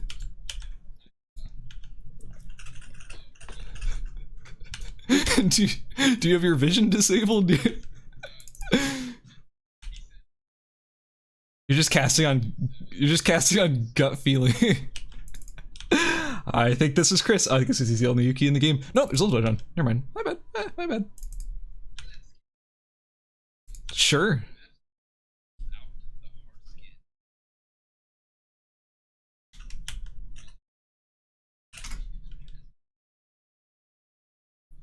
Oh yeah. What, it's called like Wasteland? That was shown, right? I'm not breaking into here. I sure hope so.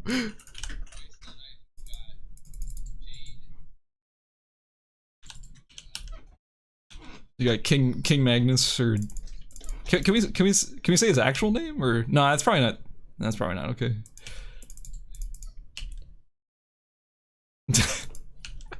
Wait, is Magnus's last name really Scott? No, you're kidding. You're messing with me. I'm looking it up. I'm looking at this is a Schrodinger situation again. You cannot tell me his name is Magnus Scott. It's like Michael Scott. Yes. Why is his name not Carl? His last name should be just like Carl or like Carlson. Yeah. Her name is Magnus Carlson. Grow?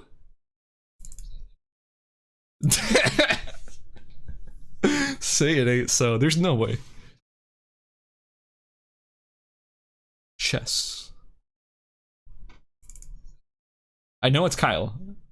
Yo, pop quiz. What's Luke's last name? Yeah. That's pretty close. That's pretty close. I'll give you credit for that one. You get partial credit. Magnus Eternal Return.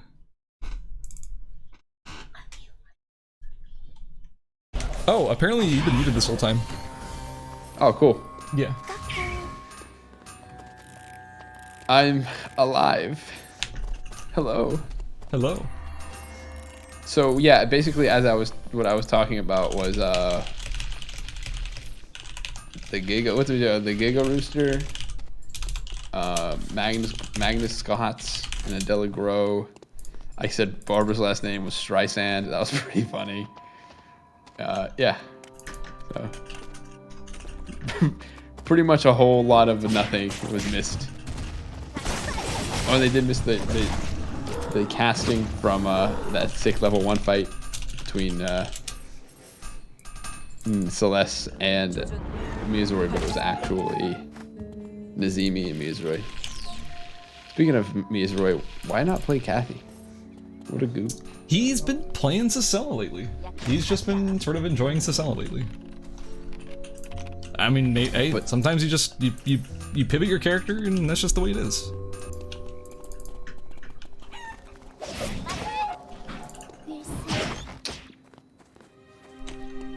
Yeah, I mean, it's the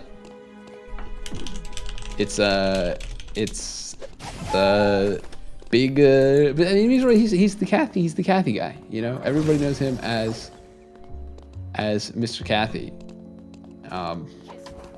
So, you know, that's how it is. Yeah, you can't. We got a big fight coming in with the stun on the Celeste. The checkmate goes on. The knock up from he gets the checkmate, the double checkmate from Nazimi to counter the Celeste checkmate. And that means Celeste does go down.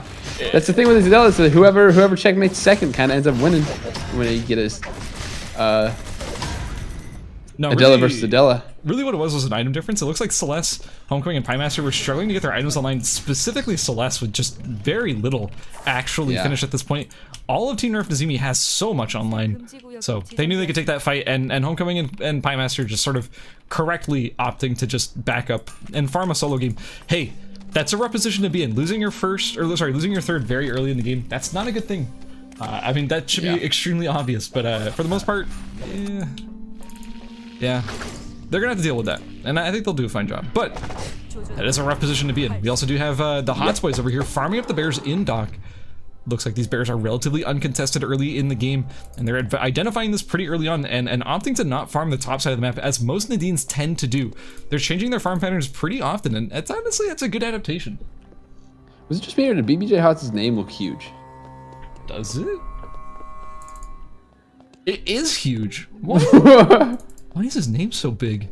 It's fixed. Big? That's what the first B stands for. Oh my god, it's so much bigger. Why is it big, dude? What the heck? It's so much bigger. Yeah, big name. All right, whatever. Well, I guess it's a big character, so you need a big name. Yeah. You know what they say about big characters, big names. So that's a big nameplate. That's how it is.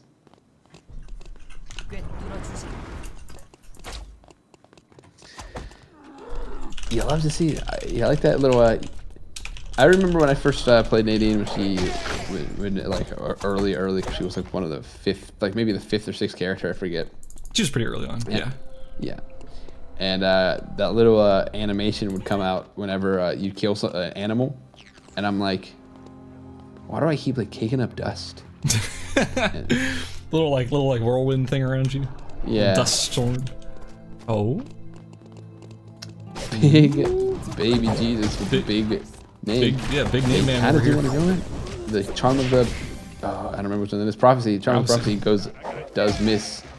The Lost of Sauce does land on 298. The Rain of Arrows does land on 298. Burning Z is in the front. That's the ult coming out of 200 MS. The Omen's going off. The burnt to a crisp is burning them to a crisp. 298 just kind of runs in and dies. Burning Z is ulting with the serial killer. Cicella ult free at last does come off Mizroy. That does mean the end of EBJ Huts. That's 2v1 left for Mizroy. He does one. He's taking on. That's a big damage on 200 MS.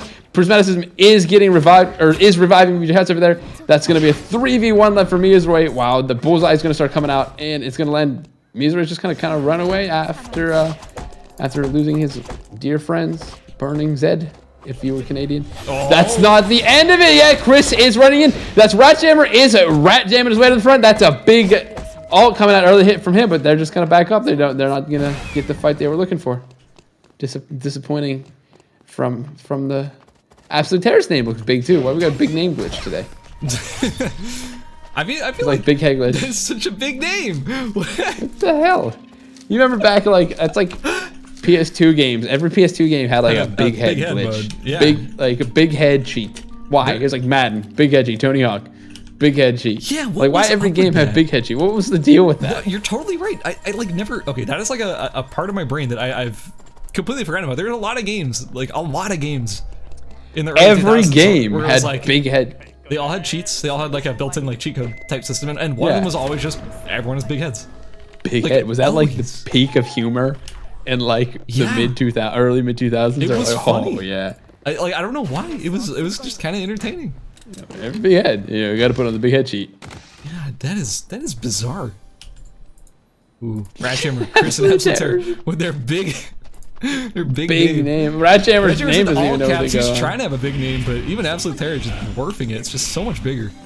I feel like BBJ Hutt's name has kind of returned to normal. Has it? Oh yeah, he's normal now. Yeah. I don't know. It's something weird. Got sized down a little bit there. You know, this game's all right. Big double bullseye coming out of Madison. They are going to go in. Lil John does get a coup de grace onto BBJ Huts. BBJ Huts getting very low. He does walk it off the way out of there. Elisan is throwing some cards. Bullseye's coming out from Prismaticism, and they're like, that's enough. That was fun. We're out of here. See you later. Thanks for the damage. That seems to be the theme so far, except for our dead players, that, you know, if we get a little fights, walk away. Absolute Terror with the absolute monster of a name still. I thought it would have been fixed. It hasn't been. It's so big. I love it. I love it, dude. His name is an Absolute Terror compared to the other names. I'm like scared of it. Ooh, our rat, Mizroy, did in fact get caught by Shaosei, Nazimi, and Gali Gali. Instantly gets popped. We have Wickeline out on the map. This is the neutral boss monster of this game. She's currently wandering around, potentially going to be walking right into Homecoming and Pie Master, but remember, they're just a duo at the moment. It would take them a really long time to take down the Wickeline, and it would draw a lot of attention too, but it looks like all of the Hot Boys 2 are going to TP onto beach where Lil John, Ellison, and Mitsukumi are waiting. Chris gets popped before the coup de grace can connect. The bear, however, is now joining the Hot Boys 2 and is putting a lot of damage onto Ellison. The hat tricks tagging Ellison for some. Wait, no, that's Ellison's hat trick. Ratchammer's just playing the front line, trying to do what they can to do as much damage before they really have to give up on Chris here. Chris trying to crawl to safety, but it's looking like a lost cause so far. Yeah, they're not when they don't want to go to play. Little Dojon does get the disarm the Dashing Gentleman and the head to toe, but that's going to be the Peacekeeper, Dude, that Peacemaker bear is from jamming. Absolute Terror with the big name jamming it down with the default skin. Ratjammer still kind of wants something. That's a charm. That's a beautiful charm coming out there, but they're still kind of run away. Love and coming out of heart there Love onto and. Little Dojon. That's So, the name of the skill. Little Dojon does get the kill onto Chris. Yali gets the kill onto Wickline on the other side of the map. And that's going to be the buff for Nerf Nazimi. And they are going to hopefully not eat the health pack first aid kit because it's good. It's a good item to have. It's a good item to build. It's a good item to build in hospital because it's cool. It heals you for a lot. More than anything else in the game, except for fish and chips. So I think the reason why they lost that fight on the beach is because Absolute Terror's name had actually returned to a normal size at this point. So they had lost that major advantage in that fight. No, I'm just kidding, guys. We do have Pie Master Homecoming coming over here into Uptown. Both of our duos are about to clash against each other here by the console of Uptown. Ratchammer and Absolute Terror versus Homecoming and Pie Master. The question I have though, which team is actually gonna take the lead there? I think Ratchammer is really strong at the moment with that Bracelet of Scotty. I also think Absolute Terror has really good itemization so far. But Homecoming, he's not quite finished with his shoes, but Pie Master is in really good shape. You already see Ratchammer getting poked out. A lot of that initial burst damage does end up connecting. The free at last going out, dealing a lot of damage as Ratchammer and Absolute Terror are just going to opt to run away after they already saw that Pie Master threw down his ultimate there in that fight. I feel like Ratchammer just only goes forward. He's just always moving forward to people. But we've got Lil Cooney-san coming head first into our Pie Master Celeste duo, and Ratchammer and Absolute Terror on the flank. Lil Dojon doesn't want to connect from head to toe. He opts for the ult instead. The shield keeps him alive. Homecoming is by the skin of his teeth running. He's turning a little rabbit, but that's not going to be enough for him. Ratchammer coming in from the back. These are the Hot Boys, the duo of the Hot Boys, the Hot Boys 2, the two Hot Boys coming in as Homecoming is desperately screaming, "Do not kill me, please, do not kill me. I was so close to first place," but he does not. His prayers were not listened. Here comes the Hot Boys, though, against the Little Cooney-san. Pie Master, hey, see you later. Yeah, Pie Master opting to run through the red zone to get like a little bit of safety. The zone to be in right now seems to be Uptown. All the teams are sort of gravitating towards this very hot zone over here. All the Hots Boys and the Hot Boys too, all moving over to sort of this Uptown area. And now Gali is about to engage her onto Ellison. The Semtex bomb lands. Xiaosei throws down the turret with the magnetic storm ticking. Mitsukuni, all on their own, is going to go down to Nazimi, Xiaosei, and Gali. That is Team Nerf Nazimi picking up a kill here. I think it's their third kill of the game so far. And Team Lil Cooney, man, is going to be losing one of their team members. It's an unfortunate loss there. Yeah, I'll say. Yeah, for sure. Man, this kind of is turning out to be a Nerf Nazimi versus BJ Hot's Boys team. In the final zone, unless we've got some crazy 2v3 action. We'll see right here. Pie Master's like, I don't, leave me alone. And they do just that. Or do they? What? Oh, do they? They're still kind of coming. Pie Master does not. He wants like, I'm not gonna stop for that gold box. It's a Queen of Hearts. That's gonna get taken for sure. That's gonna go on to Ellison. I would be kind of shocked. Actually, they're kind of capped on CDR already. Oh, getting out to pick it up. Ellison does end up meeting the Nerf Nazimi. The Sentinel Spawn does root her. The big damage coming out of that. She does get away with does not manage to get away from the ticking damage of the Wickline buff, while Ellison slowly and surely will fall to Nerf Nazime. I just want to point out, Lil John came back in and picked up the Queen of Hearts, and now he's wearing it. So, hey, that's something for him. Another one! Oh, he's got Give two. us another one! Oh my God, Magnus's name is Magnus Scott. You're kidding me, Scott? Dude's got two first names. Actually, what kind of your last name is Magnus? Your last name is Zaf, dude. Scaz Zaf. That's not even a real name. That's true. My legal name, Scaz, and last name Zaf. Is your first name, your legal first name is Aesop, and your last name is? No, my first name is GM. Oh. But everybody calls me by my last name. So when you wake up and you join the group chat, they just go GM. GM. I'm like, hey, what's up, GM? GM. Where's that Pie Master? Is he in He's the pond? vibing. Just let him be. Yeah. He's vibing. He got his cola. He got his healing potions. He's just having a good He's time. drinking. Every other team is between Cemetery and Chapel right now. Lil Dojon's just running away, as he should be. I mean, in this situation, you don't want to be forcing fights when you're the last member of your team. Absolute Terror and Rat Jammer, names back to normal. One thing I do know about deers and doe especially is that they are good at running. So that's going to be good for the little doe. Is that spelled right? Isn't doe like a deer, like a female deer? Isn't that like an E? Yeah. Yeah. So Ray, a drop of golden sun. Yeah. What is this from? What is that? Isn't that Sound of Music? Sound of Music? I don't know. I've never seen it, but I know that somehow. All right, here they are in the bush cooking up something good, like Mac DeMarco. Did he make the Sound of Music?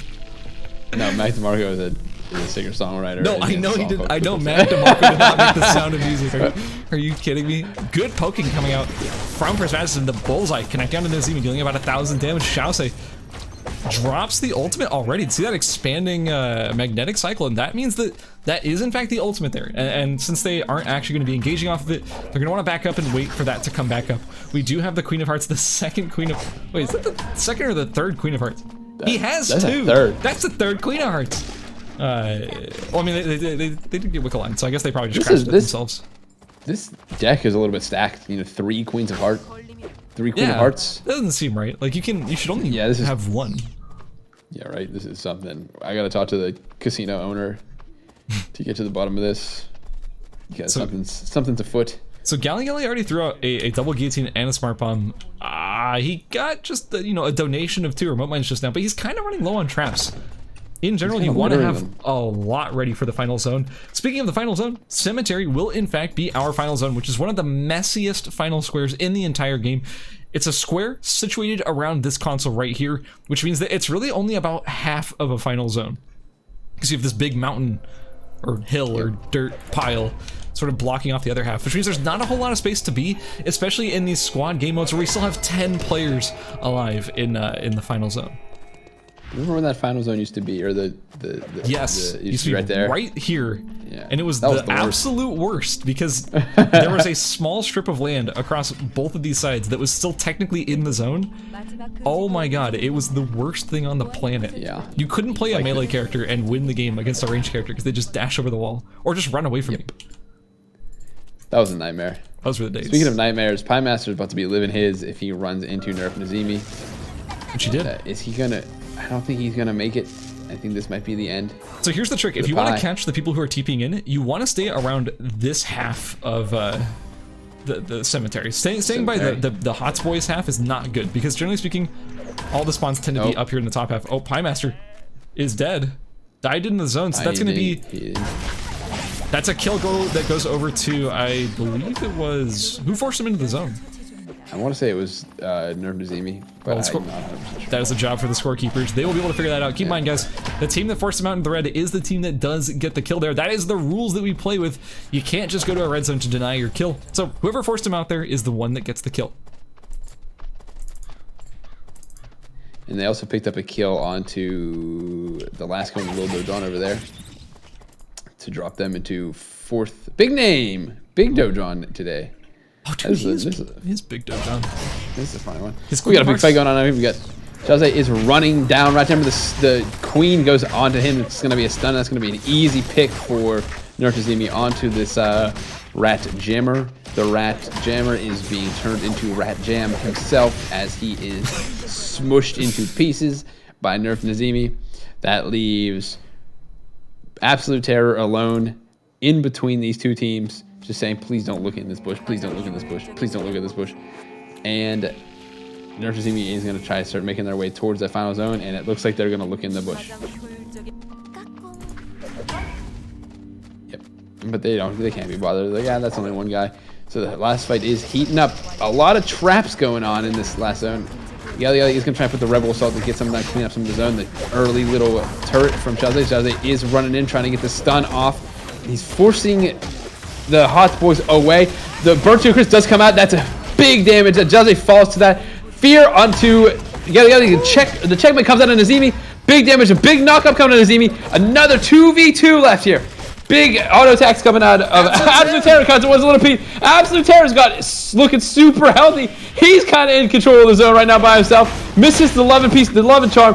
Gali, 4 seconds left. Nazimi falls. BBJ Hot's very, very low. Gali does get the pick.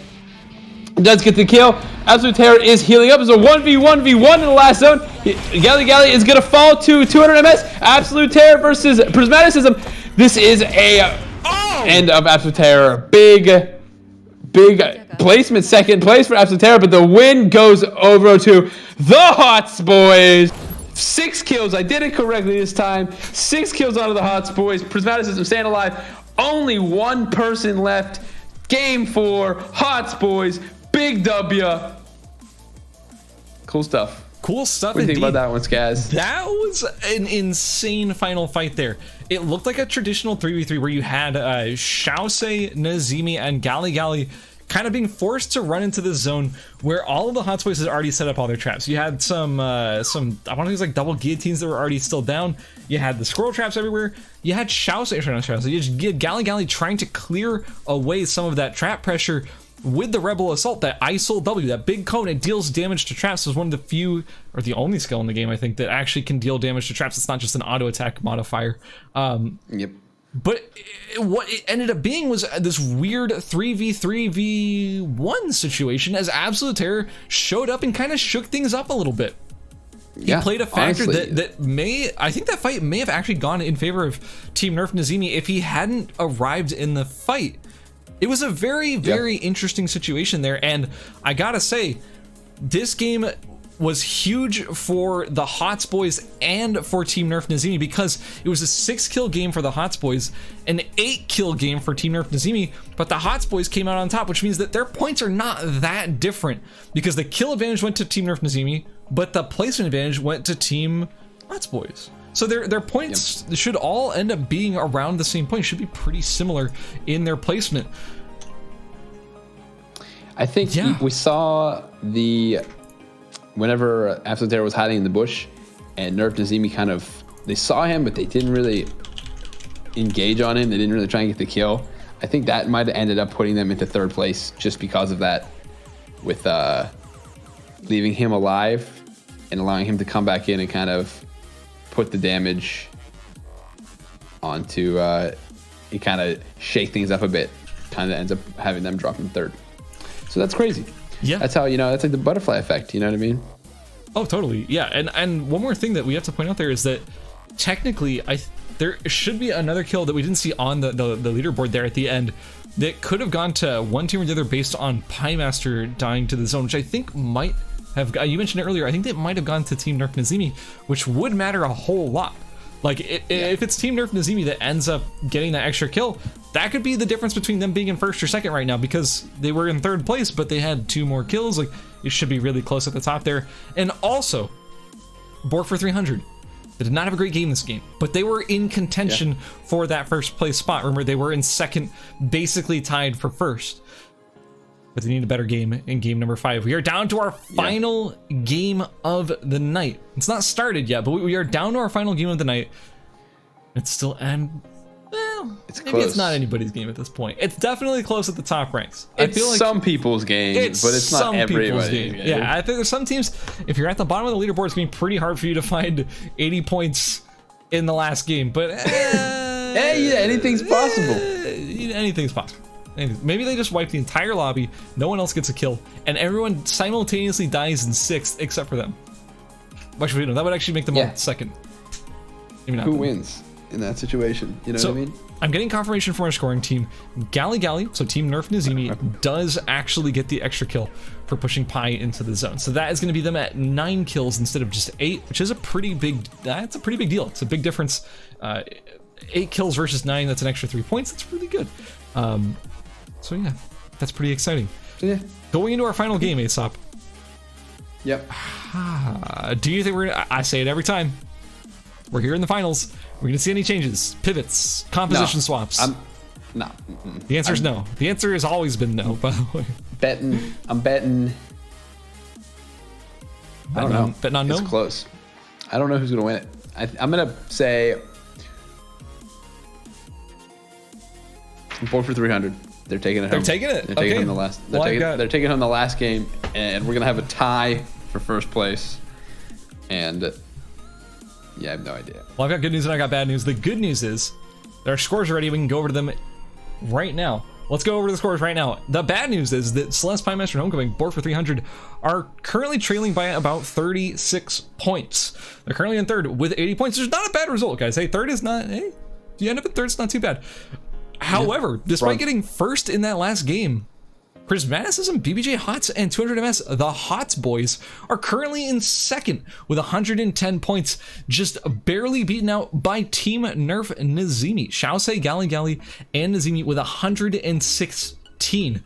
It's an incredibly close race for first place right now, and I guess the thing you should be paying attention to more than anything is who ends up doing better in this next game between our first and second place team, because they are neck and neck right now. It is absolutely so close, the race between first and second. Who do you think is going to take it? Between Shaosei, Nazimi, and Gali, and Prismaticism, BBJ Hots, and 200MS? I think the Hots boys have, since they've won 3 of the 4 games so far, I'm feeling pretty confident in them. In the Hots boys, but you know, Nerf Nazimi has been showing up. It's a coin flip. It's a coin flip. It is really a coin flip. I think it's fun to me to watch these two teams play, in particular, because like the thing about them is they play such wildly different strategies. The Hots boys are gaining most of their points off of winning 3 out of the 4 games we played so far, which is insane. But Team Nerf Nazimi is getting all their points from just murdering the lobby. Like, they're getting more kills, but not able to win that match at the very end against the Hots boys, because the Hots boys are so farmed up on the Nadine, on the Shukai. It's really cool to me to see the contrasting strategies. And also, hey, I mean, I'm not here to just say, hey, good job scoring system, but like, the teams that are doing well placement wise, that are farming up and guaranteeing their first place result, are doing well, and the teams that are you know, killing a lot of players but can't close out the game are also doing well, and their scores are like very, very close. They're basically tied at this point. So I mean, the scoring system is, in my opinion, is actually working really well, because it's highlighting the strengths of both teams, and I don't really feel like either team is doing particularly better than the other one right now. Yeah, they're neck and neck, as they should be, you know? Exactly. It's like, yeah, I agree. It's been good. I think, I don't think there's any complaints to have about the scoring system. I think it's working well, showing off everybody their strengths, their weaknesses, their highs, their lows. Well, speaking of highs and lows, before we get into game number 5, I'm hoping to see some highs coming out. What? Alex?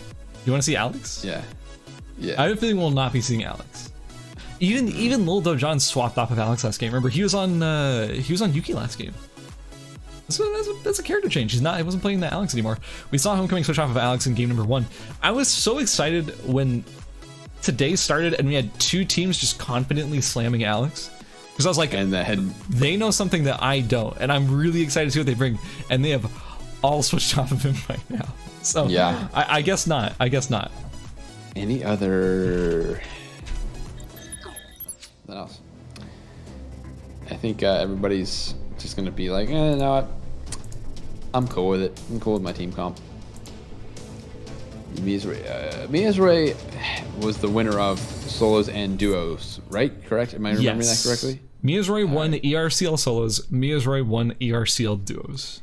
I don't think Miazure is going to win ERCL squads. Well, he has switched over to Shuriken Hedgen, so I'm very excited to see what that's going to be. I mean, I'm not knocking Shuriken Hedgen. Shuriken Hedgen is actually quite good in squads, because she has, she takes 10% less damage and is dealing 100% damage. Compare that to Bo Hedgen, who's on like taking 100% damage and dealing like 85% damage, like way less damage than Shuriken Hedge. Yeah. So like Shuriken Hedge does make sense for squads. It's just like, I like Shuriken Hedge because it doesn't look like she has a weapon. yeah, she's just kind of like doing the big arm swing. It's just like look at that run. Yeah, She is swinging them arms. crazy You stuff. think get tired? You know what? Here's 2 ideas that I'm going to implement in the next patch. Weapon durability, Yep. which everybody loves. Everyone loves that idea. Every time you auto attack or use a skill, it makes your weapon lower and you gotta use it again. Yeah. And also stamina, so system. you can't run. I have good news. There's actually already a stamina system in the game. That's No, it's just a different stamina. a second This is stamina like system. Yeah. This is like No, no, we can just expand on the current one. When you move, you just drains mana.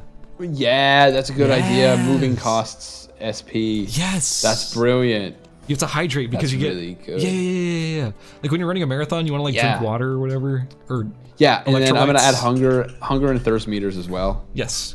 Can we? So I think there's that already would be good. crafting in the game. Can we have a like base building? Yeah, Yeah. we're gonna build a base building will be good. That'll be in the next patch also. Ooh, Galley. Hey, we've seen this episode before. It looks like Lil Dojon with the Air Knight doesn't quite have the white rhinos yet. Getting the catch on the Galley. This is a huge pickup for Lil Dojon and Mitsukuni. If Galley gets fully finished here, that's pretty much paving the way for the Hots boys to potentially take the entire tournament. Galley. Gotta get picked up here. This is very important. Galley, I swear I've seen this exact same scenario. I think you just have to adapt and be like, look, this teleporter, we're taking this one. This one, not working. Yeah, leave Put it next alone. to it. But you know, birds of a feather flock together. I don't know. That's not the. A hand in the bush is worth 2 birds in the stone, is what they say. One hand on the wrong foot. Yep. Yep. Really put your hand in your mouth on that one. Yeah, there's a snake in my boot. Chris is built. Yuki fight! Yuki fight! Oh! Mitsukuni did not get the stun. Mitsukuni, a beautiful coup de grace landing on both Mitsukuni and Lil Dojon. Didn't actually do as much damage as I expected. A follow-up coup de grace from Lil Dojon, but Mitsukuni has already fallen at this point. Lil Dojon getting chased out by Radjammer. It is hard to run from the psycho murder that is, I was gonna say Jackie, but honestly Radjammer. That dude has no inhibitions about chasing players. Lil Dojon falls as well, and Ellison, all on his own, will have to find success as a solo player here in Eternal Return Black Survival ERCL Squads Finals, game number 5. Wow. That's Sponsored by Nimble Neuron. quite the Or yes. hosted by Nimble Neuron, rather. Nimble Neuron is me, and thank you all for watching. Look at that skin. Buy the skin. Spend your money on the skins and we can have more money for tournaments and advertising. So go in the game and buy a skin like that. Not that, you can't buy that one. But we got some more. There's maybe. Skin. Yeah. There you go. Woo! Skin. Nope, not. Cicella. Yeah. Yeah. Oh, hey! Go to Reapers are here. Pretty good. Go to Reapers here. Yep. Go to Reapers are here is pretty sick. I gotta say, I like that one. I think you're saying go to Reapers are here, and I was gonna be like Aesop. Goated Reaper. Simply isn't one. So I'm noticing a pretty decent, sizable difference in terms of pathing here. Okay, well, I kind of just ruined my momentum. But basically, I was gonna say that the Hot Boys too normally are here to contest the Hot Boys over in Alley, but they're arriving really late. It's probably because they took that fight over in Factory, but they're here in Archery finally. They're getting their farm, but normally by this point they should be like in Alley, taking stuff away, taking like zone advantage away from the Hot Boys. Normally the Hot Boys get a bunch of lighters here. They make a lot of food off of those lighters.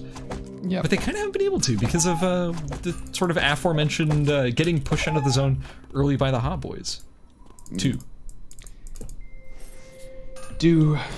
Where are they? Do the Hot Boys, does BBJ have his ingredients prepared for fish and chips. He's getting there. No, they're probably getting the oil right here. So they meet up in alley and then they push down towards avenue. I think this is where they get their oil.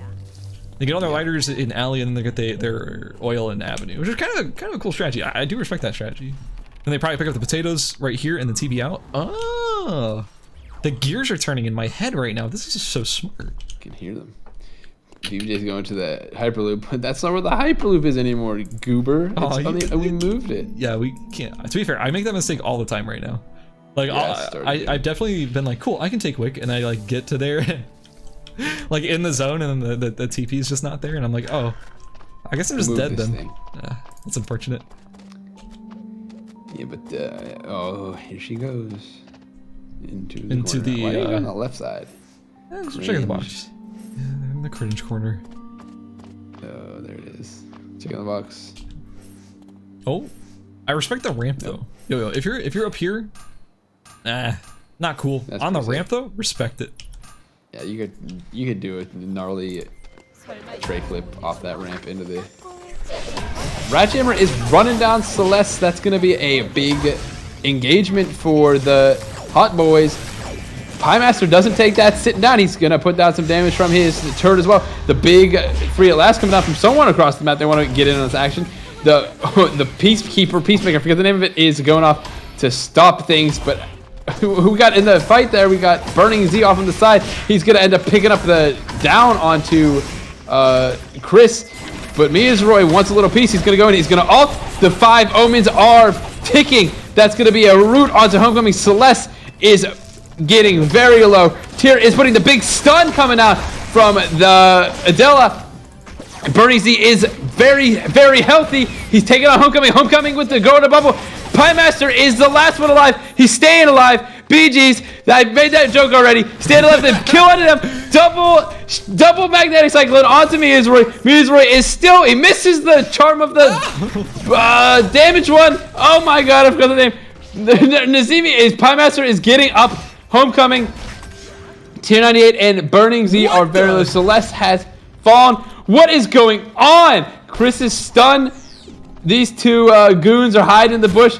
Homecoming and Piemaster running into Mizroy. Mizroy's fearing him. Chris with the big kill with the dashing gentleman. He's running after Homecoming. He's going to get the dorsal rampage. It doesn't land. The coup de grace does land. Homecoming with the hack and slash. Ratchammer with the hack and slash rather. And that's going to be the end of Piemaster, marking the end of Board 300, marking their end in the ERCL final squad. They are not going to take home the W. Sad to see them go. That leaves Burning Z and Xiaosei. Xiaosei takes out Burning Z. Tier 98 also have done. So we've got 1 left from Mizroy, 2 left from Nerf Nazimi, the full squad of Hots Boys, the full squad of No, it's just the Hot Boys. Two people left from the Hot Boys too. I hate these people with their names. So I want to say something here. I want to point something out that might actually be completely game-changing for the results of this tournament. I was thinking, you know what? Gali died. So that means Team Nerf Nazimi, they're in a bad position here. That means that the Hots Boys probably win the whole thing. Mentally, I was sort of writing it off right away, but I'm starting to see something develop that might change that, you know, how that works. If Xiaosei and Nazimi, they already have 1 kill. If they get 1 or 2 kills, I think like 2 more kills, and the rest of these sort of solo straggler players end up dying to each other. And then at the end of the game, there's just Xiaosei or Nazimi versus the Hots Boys. They'll get 1 kill first place versus like 3 kills second place. The tournament will go over to Nazimi and Xiaosei and Gali.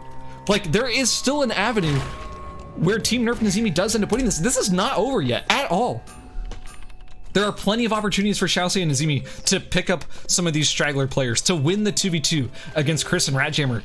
It is still potential, or there is still potential for Team Nerf Nazimi to win this whole thing. Like, I'm actually kind of blown away that the game is shaking out to be this sort of result. Like, this is actually insane. There's still a lot of variables to take into account here. Because remember, they also have like a 6-point lead as well. Like, that could be what they need. They're currently up 9 points actually with this kill on Xiaosei at the moment. They might get Wick too. This would be huge. The Hot Spice never contest Wick, they're always just farming instead. It doesn't matter how strong you are, guys, if you aren't getting any kills. True.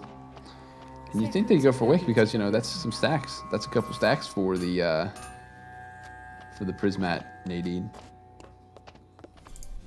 So yeah. Yeah. Just it's shaken up to be tighter than we expected here at the top. You know, it's a long way to the top if you want to rock and roll. That's from School of Rock. Sorry guys, we had a little bit of a technical issue there. My apologies. I missed it. Is it because I was talking about School of Rock? No, your School of Rock is fantastic. Thanks. That's you know, Jack Black. He's an actor, so. Elisan is Ratchammer is chasing down Elisan, and is he gonna get it? Probably, because he's so fast. He's 1,000,000 miles an hour. I forget hat trick. The hat trick does kind of pull him back in. But he is still he's still running. He's still cruising. He's going down the old avenue way, but Ratchammer does not give up. He can't get over walls as well as frequently as Eli-san. They're chasing Rain, Shase, and Nazimi here. They do have the Wick buff. Remember, that is a huge pickup for Team Nerf Nazimi. Ellison does manage to get away, though. This is so close, man. If any of these kills go over to the Hot Boys, that is a huge pickup for them. They are absolutely strong enough to take out anyone who comes into their area. Yeah, they are, you know, like Blackpink in your area. They're just taking control. But you got, I see Eli-san over in the ballast as well, kind of hanging out around there. You got Chris and Ratchammer did kind of chase her down for the kill, but get away. Miyazroy's by himself. But the Hot Boys, they don't even want that. They pick up the potion. Where's the fish and chips? I'm getting hungry, man. I'm kind of he's got the chips, but no fish, or as we call it, fish and fries here in these great United States, even though I'm in Korea. So, do they call it fish and fries? Do they actually call no, it they that? don't know fish and fries. There's no way they call it that. They should. should they? We know we do it. I mean, if we're gonna use like feet, miles, and centimeters, all this nonsense, we should at least make some nonsense up. But Shazay is roaming around here. He said, "Oh, yeah, little telephoto camera." Chris and Ratchammer say, "Hey, that's ours. Please don't break that." And they're not gonna check the bush. They do have the wick line buff. Getting taking Mizroy. He's like, "Hey, look, a tree. I'm gonna cut this tree down." Just very slowly. Nice job. Way to cut it down. See ya. And there it is. That's the tree. That's all it needs for me to take first place and win the ERCL Squad Finals. That is in fact the tree. This is kind of. Ooh, Ellison maybe getting caught. And the sun says, "See ya later, losers. I'm going to the archery range, and there's no way you'll find me there." And then runs into the Hots Boys. Ratchammer is losing health. Ratchammer is in a fight.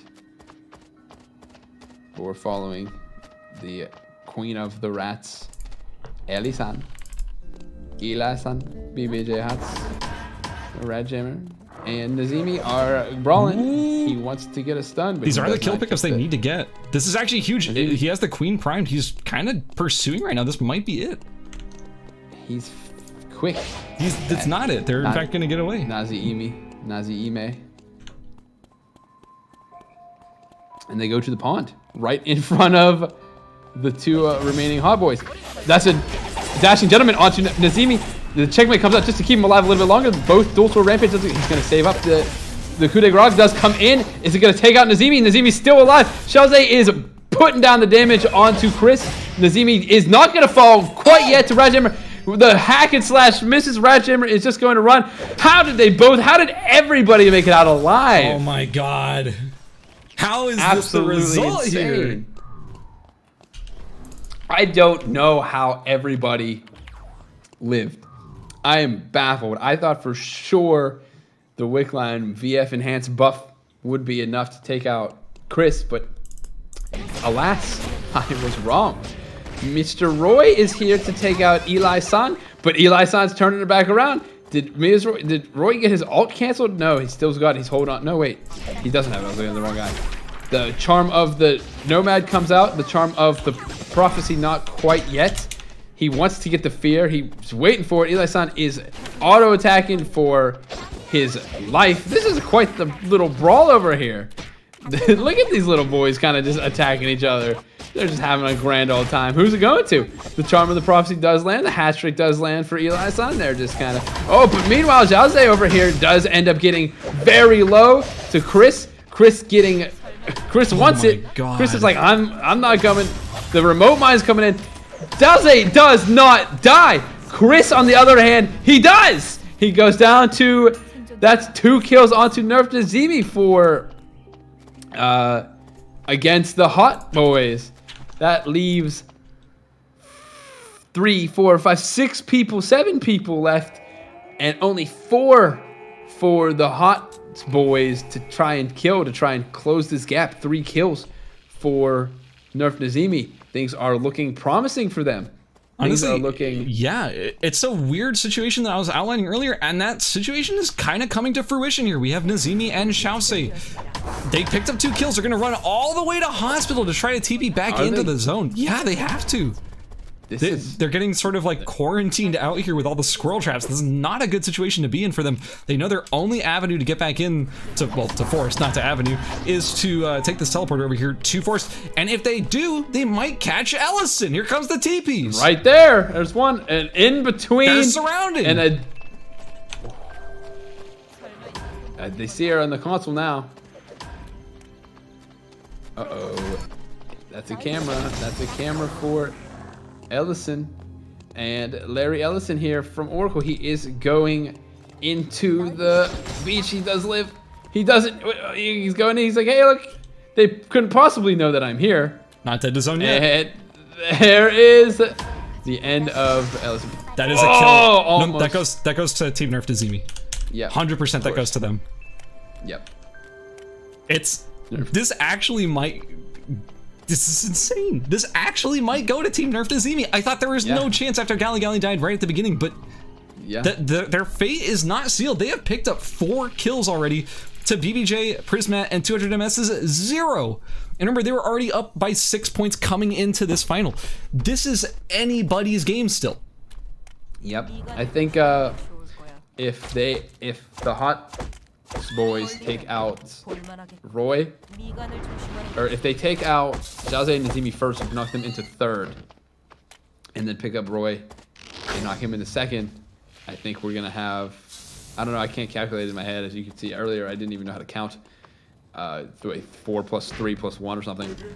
So really, it's a close little situation. We got a hairy, little sticky situation going on here. I think what it comes down to is whether or not Miyazroy dies. Like, if Miyazroy dies before Team Nerf Nazimi dies, then they're going for the kill on the Miyazroy.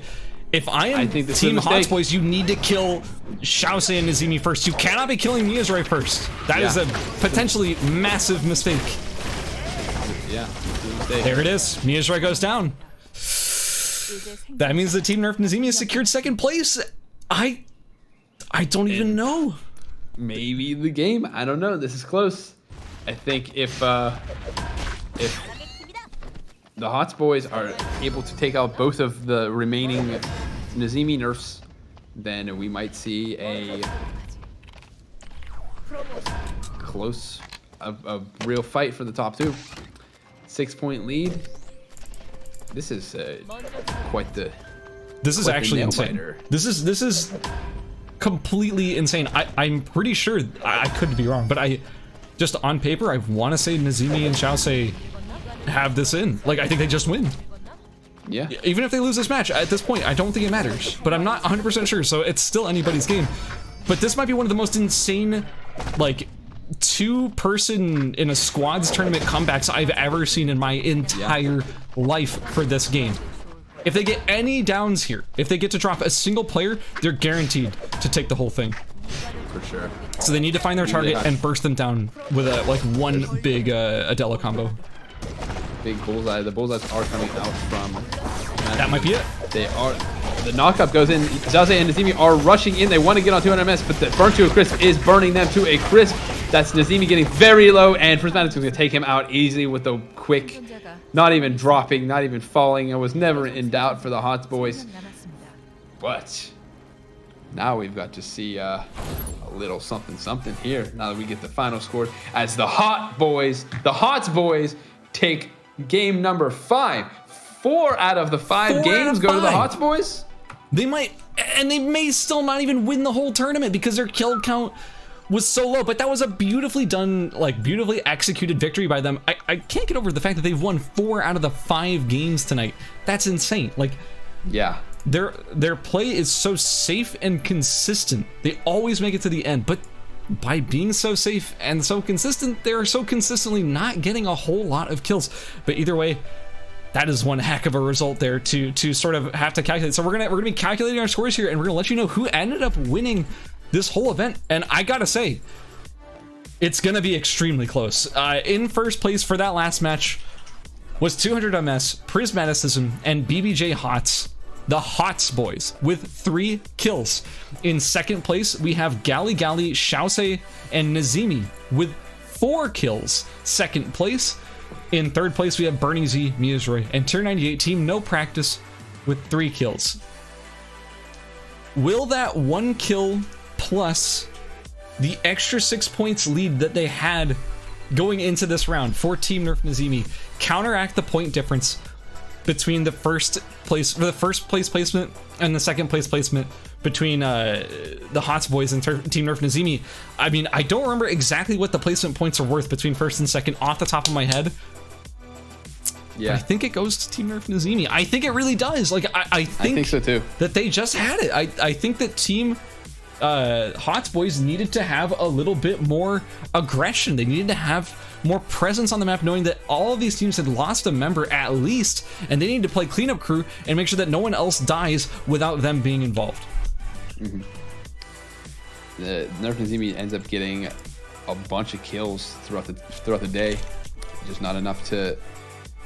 Like, even though while the Hots boys were farming up, getting ready for the late game, getting ready to take the win, the Team Nerf Nazimi is fighting, killing, taking what it needs. So yeah. So yeah. I mean, so ends. Yeah is really all we could say, guys. The scores are ready. You guys ready to see who ended up winning it? Can I get a drum roll? I don't know how that comes out on stream. That actually might be really loud. Yeah, honestly, it didn't sound too bad. And there they are in first place, winning the ERCL Squads Finals is Shousei, Gali, and Nazimi with 141 points, just barely beating out the Hots boys by about 4 points. Prismaticism, BBJ Hots, and 200 MS taking second place with 137 points. Honestly, both of these teams played absolutely out of their minds throughout the entire day, and they very, very clearly deserve first and second. Man, a 4-point difference. That's absolutely nuts, man. That's absolutely insane. Yeah, that's close. In second place. We had a lot of shakeups today. I mean, 4 points between the top 2 teams. Congratulations to Nerf Nazimi, Jaze, Gali, and Nazimi. That was a stellar performance by them, managing to get like probably a total of 17,000 kills, just enough to put them into. To propel them into the number 1 spot. Seems about right. I think it was around 17,000. In third place, we had Celeste, Piemaster, and Homecoming with 88 points. In fourth, we had Absolute Terror, Chris, and Ratjammer with 74 points. In fifth, we had Burning Z, Tier 98, and Miazroy with 50 points. And in sixth, we have Lil Dojon, Ellison, and Mitsukuni with 48.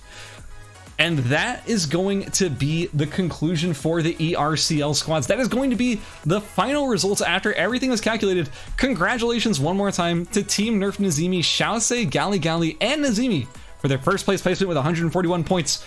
Very nicely done. As a rare, I can't get over the fact that the tournament ended up like shaking out this way. Seeing a team that was so focused on placement versus a team that was so focused on just murdering people, and how it ended up shaking out between them and having it be so close between them is absolutely insane. So yeah, I mean, that's crazy. Do you have any thoughts on how that all went out?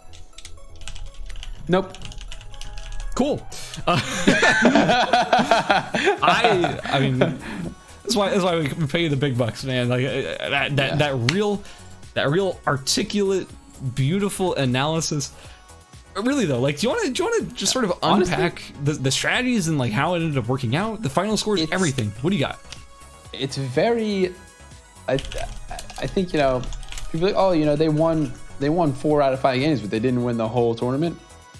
Well, I think it's pretty excellent that can happen personally. Yeah, with I agree. A team to be able to pick up consistent kills and high placements and still end up winning against the team. You know, they played it safe. They while the fighting was going on all throughout the match, you know, the farming was a strategy that works, that ends up getting you the W. But it still gets you close, just a little. If you had a touch more aggression, then that would have been an easy win. But overall, that was an awesome games, awesome gameplay, awesome fights. End of game 3, insane, intense. It's good stuff. Pretty fun. I enjoyed it.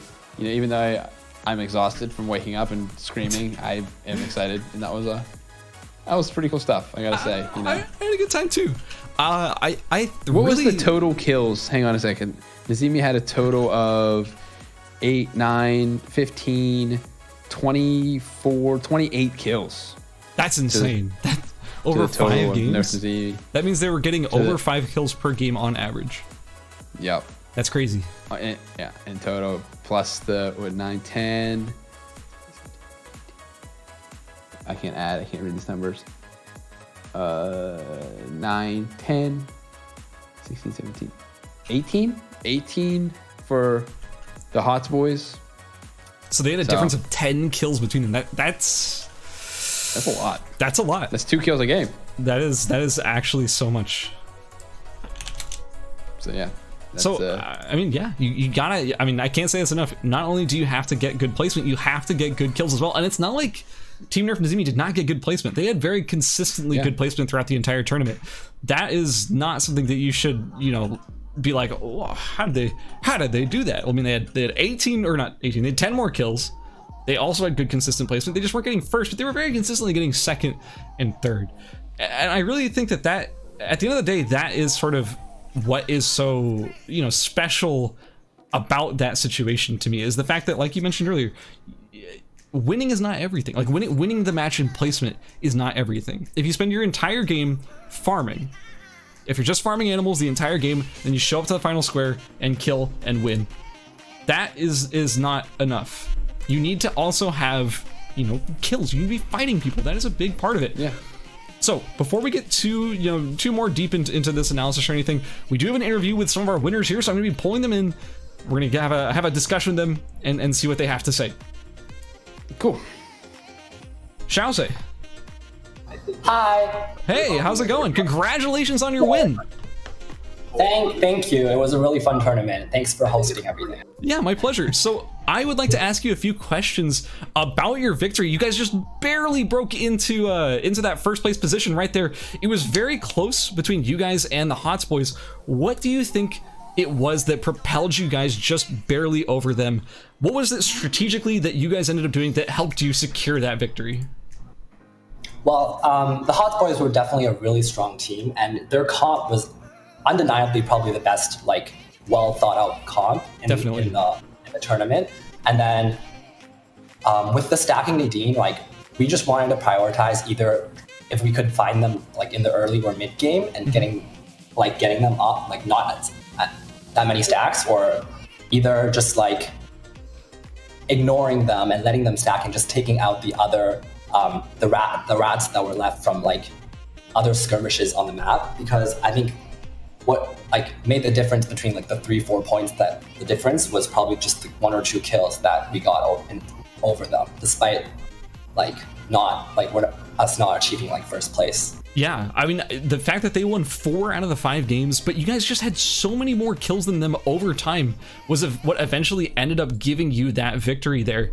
And yeah, I think you guys ended up playing that really well. Was there anything that you had brought special to prepare for this tournament? Was there like strategies that got thrown out? Did you guys settle on something pretty early on that you wanted to stick with, or was it just like, hey, I like playing Immortal, I like playing Adela, let's slam it together and we'll just run that composition? What was the preparation phase like? Definitely our champion pool limited us, but Gali X is an amazing ISO, and yeah, for not sure. to be rude, but like his other champions are just a little bit less better than his ISO. But he is a great ISO. Yeah. And then so we just picked the champions we were all most comfortable with, and then although I'm not like a main Barbara player, but Barbara is not like there's not as much like mechanics required, so I think it was easy enough to put like a routing together. And then what we prioritized for our routing was always just to like be able to like have all our members before we grouped up. As long as we didn't get picked off, at least we were confident in at least attempting to fight, or like as long as all 3 of us were alive, I think there was a plan to win. Totally. Also, I had one more quick question. At the beginning of that last game, like game number 5, you start the match and Gali gets picked off in Factory, which is like a really rough position to be in, and you know how close you guys are with the Hots boys in terms of points. What kept you guys motivated? What kept you guys like going, okay, we lost a member, but it's not over yet? What was the thought process going into that? Like you lose a member early, what's going on in the comms? I think because although Gali dropped in Factory, he was also helping us. Like he was like going back to the points tally and telling us to like play safe here. And, yes. And I think it was also a very lucky, fortunate event because of there was like a big fight for us, I think. And yeah. We got, like, I can't get over that fight. All the teams except for the Hots killed after that, but I think we like a lot of the teams just, at least they weren't full teams anymore except for the Hot boys. So I think that's what really benefit us the most, because a 2v2 fight, me and Azmi are confident with, but 2v3 might be a little bit too hard. So our plan was just to hunt out the rats that last game and then hopefully tie out in points. As long as we had more kill points, I think and we got second in placement, there was a chance and that's what kept us motivated and kept us going. Totally.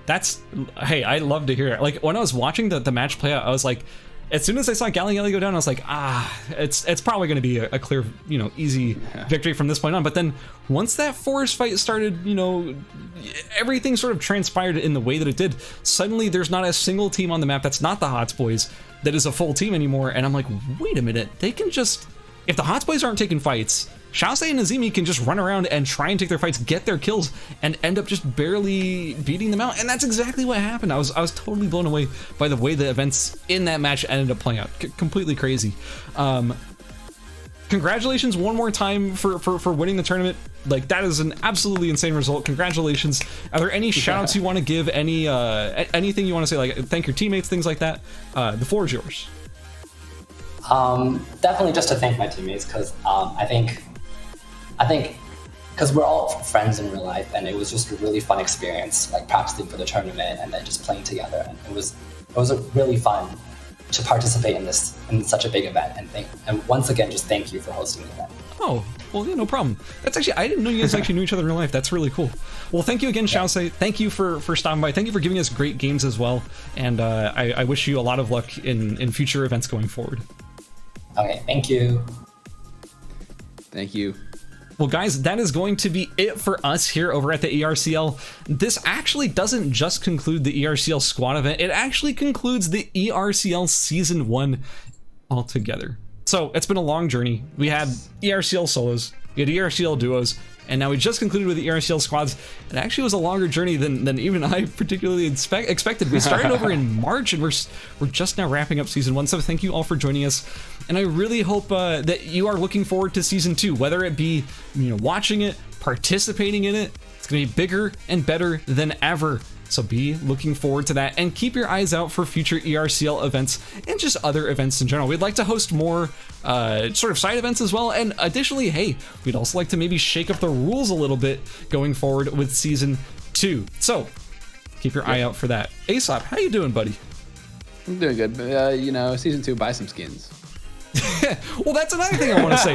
Buy some. No. What I also wanted to say was, guys, we are in Season 2 of Ranked as well. So, hey, get those ranked matches firing. Solo's been firing like crazy. I'd love to see duos and squads firing just as much. If you enjoyed that squad action over here in the ERCL, come bring it over into Ranked squads. Get those games going. I want to see the NA squad scene really explode on the Ranked ladder. Yep. But that's going to be it for us here at the ERCL. I want to give a huge shout out to my co-caster here, Aesop. Thank you for being here with me, waking up at the crack of dawn over in Korea. Oh, yeah, thank you for thanks for having me. It's fun, and I'm still learning my my casting. So thanks for just sticking with me, everybody, and who watch, all the viewers at home. Thank you all for putting up with me, tolerating. Well, we love to have you, man. And also, I want to give a huge shout out to our production staff for making sure everything runs as smoothly as possible. If any issues that come up, they tend to get fixed pretty much instantly. So thank you so much to our production staff for being so on top of things. And for the squads, thank you in particular for Sheepy, Tapinelli, Alteris.